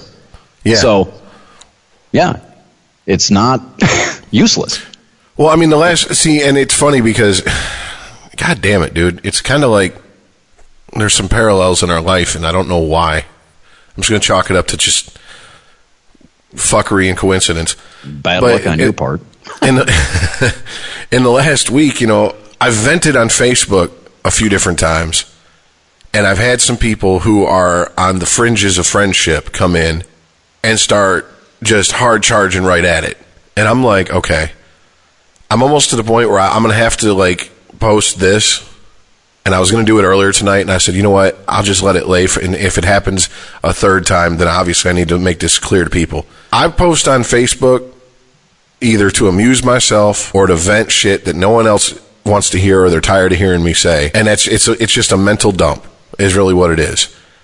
And I don't get in debates on Facebook on my page. I don't go to other people's page and start arguments and debate them on their page. And I hold myself to that standard. So you're going to respect that standard on my page, period. Right. And the rule I have is if you want to have this conversation, even if it is going to be a heated debate, if I think you're worth having that conversation or debate with, you know how to get hold of me. And if you don't, reach down, realize them things between your fucking legs aren't there just for decoration. Grab your balls, hit me up on Messenger, and say, can I have your phone number and we can talk about this? Or you want to meet someplace and have a drink and talk? And if I want to, I will. And if I don't, I don't. But I'm not going to have these long, drawn-out, 6-week long, it devolves into libtard, snowflakes, cuck, all this bullshit with people. Because one of the things I hate about trying to debate someone I know online is a lot of what I say doesn't come across well unless you hear me say it. Right. There's no context. Exactly. You don't pick up the sarcasm, or that's why I don't. I dipped my toe for a little bit after my divorce into online dating and realized that it's just not for me. I'm better to experience in person, because then you're either going to know, oh, you're an asshole and I want nothing to do with you, or you're an asshole but you're kind of interesting, so I'll have something to do with you. That's about it. Online, I either come off bland as fuck or I come off as acerbic as fuck. And that's just, and I'm to that point where it's like I'm just venting. I say outlandish shit. Obviously, you shouldn't be taking it serious. And I got people coming in like, well, if you're going to sit there and talk about getting pegged by a gorilla in a glass house. And I'm like, oh my God, dude, really? Yeah, there's a double edge to this, I think, and I'm going to get into that in the next podcast when I start talking about a lot of my next one is about social media, and it's taken so long to get it up because I've had to reconcile a lot between where I was in November and where I'm at right now with marketing the podcast and stuff. And what I've learned, I think, from my own experience, I made a lot of mistakes with social media, with Facebook. And there's an element that I think there has to be some consideration for the people who are connected to you. And I made the mistake. I'm not saying you're making the mistake, but it sounds like a lot of what I used to do, where I would take anything that pissed me off, politically, socially, whatever, and I would, as I like to say, napalm Facebook villages with it, be it religion, politics, whatever, to people that didn't ask for that. They didn't ask for my opinion implicitly on these subjects. But since they were in my feed, they were going to get it. Now, there is an element, well, if you don't want to read it, scroll on past. Fine, point taken. But that's not how we typically were raised. You didn't go to church and start ranting about atheism. You didn't give your unsolicited theological or anti-theist opinions to religious people. You didn't go to the bar and discuss politics. And Facebook, at some point, and I think it's retracting from that point now, but at some point it became a free-for-all. The uncensored id took over, where everybody had to hear everything, every opinion that you had. And I think that is a problem because, like we were talking earlier, the extremism or the balance, you move this way, it causes this. So you can put all this stuff out there, not you specifically, Rich, but you in general. You can put all this stuff out there like I did. I ranted on religion. It didn't do any good. It didn't convert anyone's beliefs. It made me feel good because, hey, I'm articulate. Look what I can do after I edited this post for 10 minutes. But what... No, really. That's another thing I'm getting into. That's another thing I'm getting into in this podcast. Y'all do it. You don't sit there and type that shit in the first draft. Fuck you. I know better. If it's more than one paragraph, yeah, it's edited. Exactly. That's exactly right. I forgot what I was going to say now, but it has this reaction though. Yeah, I can put that out there, and yeah, my friends and my other anti-theist friends will think I'm a hero. And they'll give me the holy like and the dopamine hit. But it just radicalized somebody else to the other end. They're going to just dig their fucking heels in deeper. You're not helping. It doesn't help a goddamn thing. Other than getting your ego's dick a little hard. Like sticking your hand in your pants. That's it. You're not doing anything. It's like masturbating. Oh, it's definitely... that is... The whole reason I have the attitude about I don't go on people's pages and start debates with them, right? And I don't entertain people coming in and debating on my page is because my cousin and a buddy of mine, I posted something after the 2012 election, and my cousin come in, huge right-winger. My buddy leans a little bit to the left, but he's more of in the center, and they went back and forth for 6 fucking weeks on my page. Right. And I was like, look, I posted this, and I was like, I'm going to leave it up. Hopefully you got a couple hours. Hopefully you both see it. I'm done with this shit. I'm not doing this. All right? One is a family member, and one is a friend who, at one point in my life, was closer to me than most of my family. You've met each other in real life. You got along. You're both musicians, and yet you both are fighting. And at this point, it's not about changing anyone's mind. It's about who gets the last word wins. So I'm getting the last fucking word. There's another element to that as well, and that's showing off like children. Like you've got this audience, in this somebody's. Especially when you go to somebody else's page. I remember this with you and I think it was your cousin, Chris. That exchange that I had with him back in 2014 was the beginning of my I am not going to post on anybody else's page policy. And if I do, it's going to be something really short and really innocuous, something that's not going to inspire or trigger any sort of flame. And I think when you go onto someone else's page or you go into a forum or you go into a comment section, even like a newspaper comment section, there's this element where these online avatars, these little characters we create, go into performance mode. And you've got to show off for everybody else who's sitting there watching you. You can't get beat down.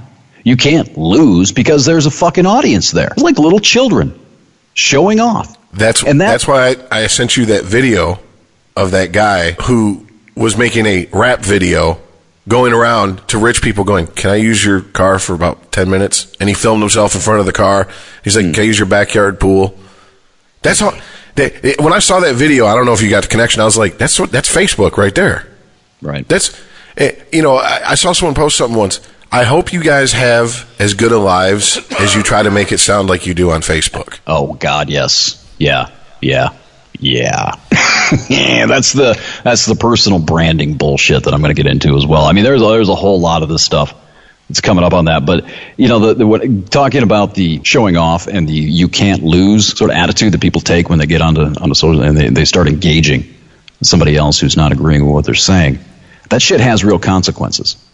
I told you the story, I think, about when I was hitchhiking and I was out in Phoenix in Halloween just before the election, and Trump guy and liberal guy started Facebook posting at each other in person, and there was an audience there. Well, yeah, it was pretty fucking weird because they were all friendly. I don't know. I'll tell a quick version of the story again because I'm sure we got new listeners. But I was out in Phoenix at a friend's house, and we're out at a Halloween party. It was Halloween. And just this little apartment complex, maybe 6-8 people out there just drinking beer, having a good old time. Nothing, no big deal, nothing political. It was just before the election, maybe 10 days. No, it was 31st. It was, I guess, weekend a day. And I'm sitting there with liberal guy, and I start talking about traveling and stuff. He was pretty impressed with what I did. He was really wanting to show off his liberal and social credentials.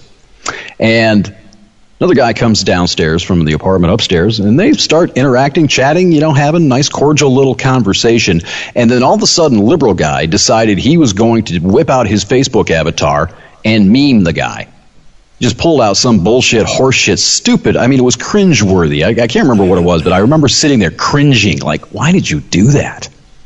And it was like dropping a meme on some guy's Facebook page. And then Trump guy, the other guy was a Trump supporter. That's why he did it. Trump guy did the same thing. He just puffed his chest up and dug into his little stockpile of memorized political memes.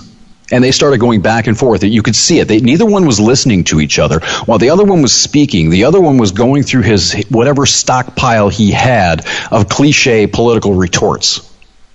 And they just started throwing these things back and forth at each other, back and forth, back and forth, back and forth, and almost got into a fight in the matter of like 2 minutes after being friendly with each other. And that was a seminal moment for me because I saw what happens when you get into this show off, win at all costs, fuck any sort of discourse, conversation mentality, and you take that avatar out into the real world and sort of become some bizarre cyborg. And I knew at that moment, I mean, I'm sitting here watching this, and of course I'm just horrified at what it means, I guess, what it signified socially. But I also knew that I had done that exact same thing. I had done it a lot. And yeah, it was embarrassing. But that's what happens. You get in there and you start to hone your skills as far as how you're showing off to your mob or your friends or whoever else, and all of a sudden you can't lose. You can't have a conversation. It's all about winning. And I think that mentality, I think it becomes habit. And I think that's a lot of what is damaging the fabric of the culture now. And I think a lot of it is social media's fault and how we've been using it. I mean, I just think back to the days of like musician forums and stuff that I used to go to, and I've literally seen people lose jobs, people meddle in other people's personal lives over something said online, and I just go, Jesus fucking Christ, it's a fucking forum about music, guys. It started because you said you think the Velvet Underground sucked, and now it's turned into you doxed the guy and found his fucking where his wife works and is trying to get her fired, and it escalated. That's how, and that's when I was like, I literally pushed away until Facebook came around, and was like, I can't do it. And to be completely honest with you, the only reason I joined Facebook was my ex-wife. Yeah. And then when I did, I'm I'm right with you, Todd. That's why I try to keep it. For the most part, you're my friend on Facebook. If you've seen, I just post stupid shit. I posted a picture of Will Smith shrugging, says, I post funny shit, I post stupid shit, I just sometimes be posting shit. That's just what I do. That's what I do. Whatever. Hey, this guy, this might make fucking someone laugh. This might make someone crack up. I know I'm not going to change anyone's mind. And that's how come I had to kick myself for the 2 venting posts that I posted this week, because people who never interact with me decided it was time to come in. And it's, I can literally see what, in my mind's eye, them cracking their knuckles and sharpening their knives and being like, oh yeah, he's back. Once they're in it, though, once they fire that first shot, they're in it. It's a cage match to the death, because they cannot be seen as being beaten. That's why these, you were talking about this post that goes on for 6 weeks. That's exactly why that is, because they can't. Neither one of them can step the fuck away from it and be seen as walking away, backing down.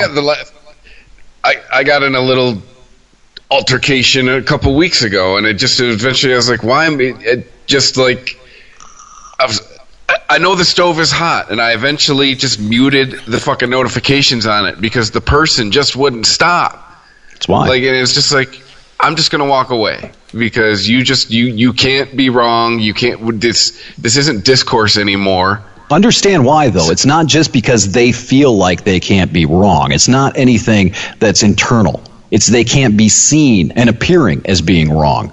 You see what I mean? They just kept coming back with the same shit over and over, and I'm just like, dude, I'm just gonna mute this because you can't, like, I get it. You've made the same point 90 fucking times. Like, my favorite Avatar performing in the Matrix. For everybody else that's there. My favorite type of social media clusterfuck that is when I get a notification that I've been tagged in something, and I go click on it, and I see a 150 response thread, and it's just people fucking attacking each other, and then someone goes, well, my buddy Rich will agree with me, and they tag me, and I'm like, don't drag me into this. Yeah, fuck you. Get away from me. That's the equivalent of I show up at your house, you hop in the car and go, we got a problem. No, we don't have a problem. You have a problem. Yeah. What is this we shit, white man? Get out of here. I've gotten rid of all those folks, and I make most of my posts on Facebook now public because I know people stalk me, and I want them to be able to read half the stuff, but I really don't want to hear anything they have to say. But the people that I do have in there, I think I have 53 friends now, something like that, and half of those are travel friends that I probably won't ever talk to again or see.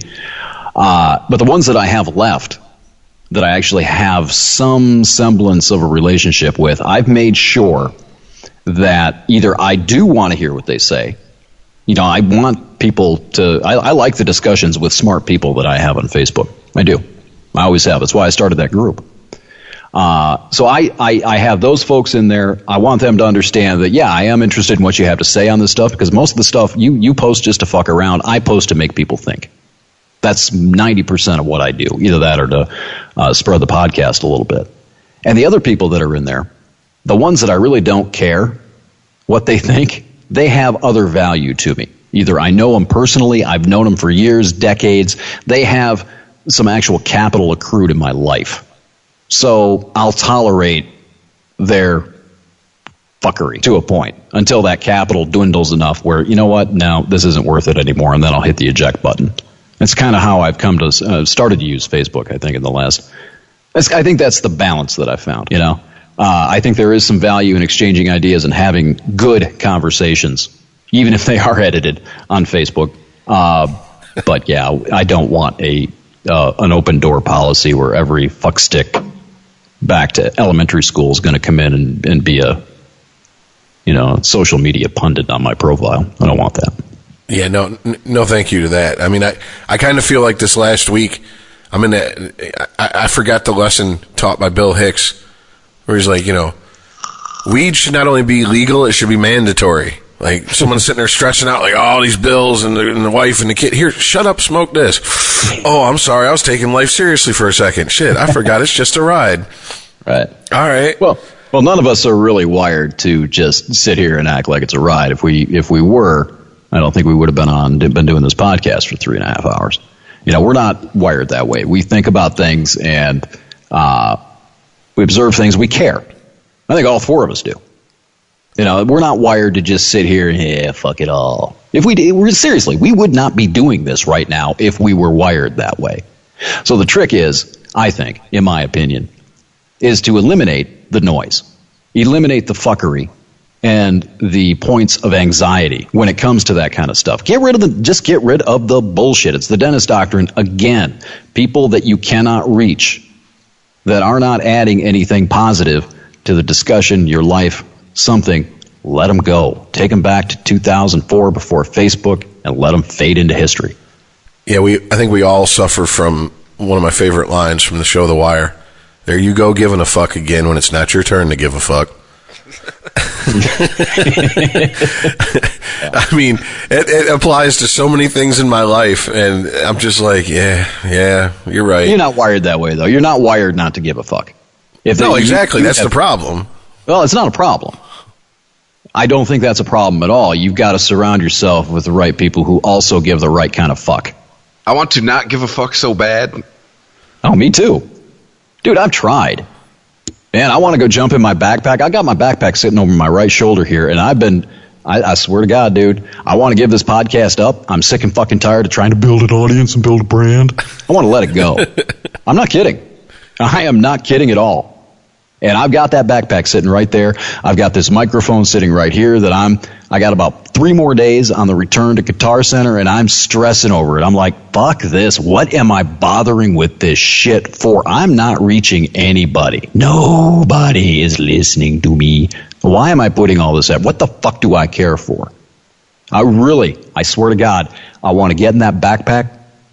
I want to strap it on. I want to go get on a bus, hop off, and go sleep in the fucking weeds where at least the mosquitoes are authentic. They're the bloodsuckers that let you know they're bloodsuckers right up front. Yeah. There's no pretense to it. Yeah, and the people that I meet, because I'm a fucking hitchhiker and I'm a backpacker, I'm disposable to them. They're real. There's no facade, no bullshit with them. Well, I think it goes back to something that Aaron and I were talking about. And it's going to come off so fucking like I'm patting ourselves on the back. I'm really not. It's an observation I've noticed. Of the cats that we have one that, if they were human, they would probably be labeled special needs. Probably the potato cat. Noodle, close your ears. He happens to be petting her right now. But, I mean, she is the most happy, loudest purr, just wants to be near you. And it's like, the old saying, ignorance is bliss. Yep, there you go. Ignorance is bliss when it stays in its lane. When it gets out of the lane and it swerves into the fast lane, it's dangerous. Exactly. And sometimes I just was like, I do, man. Your analogy to Cypher in the Matrix is like, I know this steak isn't real. I know it's not, but it tastes good right now, right? And it's not enough to go back in. I don't want to remember anything. Right. I feel like that sometimes, and here's the bitch of it. This isn't the Matrix, because even if you did give it up, you can't wipe your memory. You're never going to be able to actually successfully shut the brain off. You've already turned it on. It doesn't have an off switch. Oh, biology's taking care of that. If I live long enough, everybody in my family dies from Alzheimer's, so eventually I will forget who the fuck I am. And everything else be like, yeah. I honestly, some of the people in my family weren't very nice people. Death does not make angels of us all in my mind. I'm not one of those people. My grandfather being one, he was a horrible human being, but he was the happiest I ever saw him when he didn't know what the fuck was going on, because all the bullshit he couldn't remember. And he actually became a nice person for a change. Every once in a while, the old bastard part would come out. Right. And my uncle would jerk a knot in his ass and be like, look here, old man. And he'd go, okay. It was like a little kid, No little kid's perfect. But he became a kid again, and the world was not all the bullshit he went through, the wars he saw, the shit that had happened to him, and the disappointments and letdowns. The world was new again. Everything was new and exciting. And as fucked up as this sounds, God, it sounds like I'm going, we all need Alzheimer's. But Maybe part-timers, not Alzheimer's. Yeah. But I kind of looked at him at one point and was like, I'm kind of jealous. Now, I can let you off the hook here. It doesn't sound that way at all. What we need is a drug that makes us feel that way temporarily. Temporarily, yes. Huh. Ecstasy. Mushrooms for me, man. No, I can kind of let you off the hook at a sort of a philosophical way that I've always, I talked about the cyberspace monkeys thing. You can apply the same idea to consciousness, I think. That consciousness, we have a barely evolved, infantile sense of consciousness. And consciousness can be a curse. That if you feel anything, you have any sense of self-awareness, and you can't shut off what's happened to you, you can't shut off the internal narrative, whatever it is, whatever is causing that friction.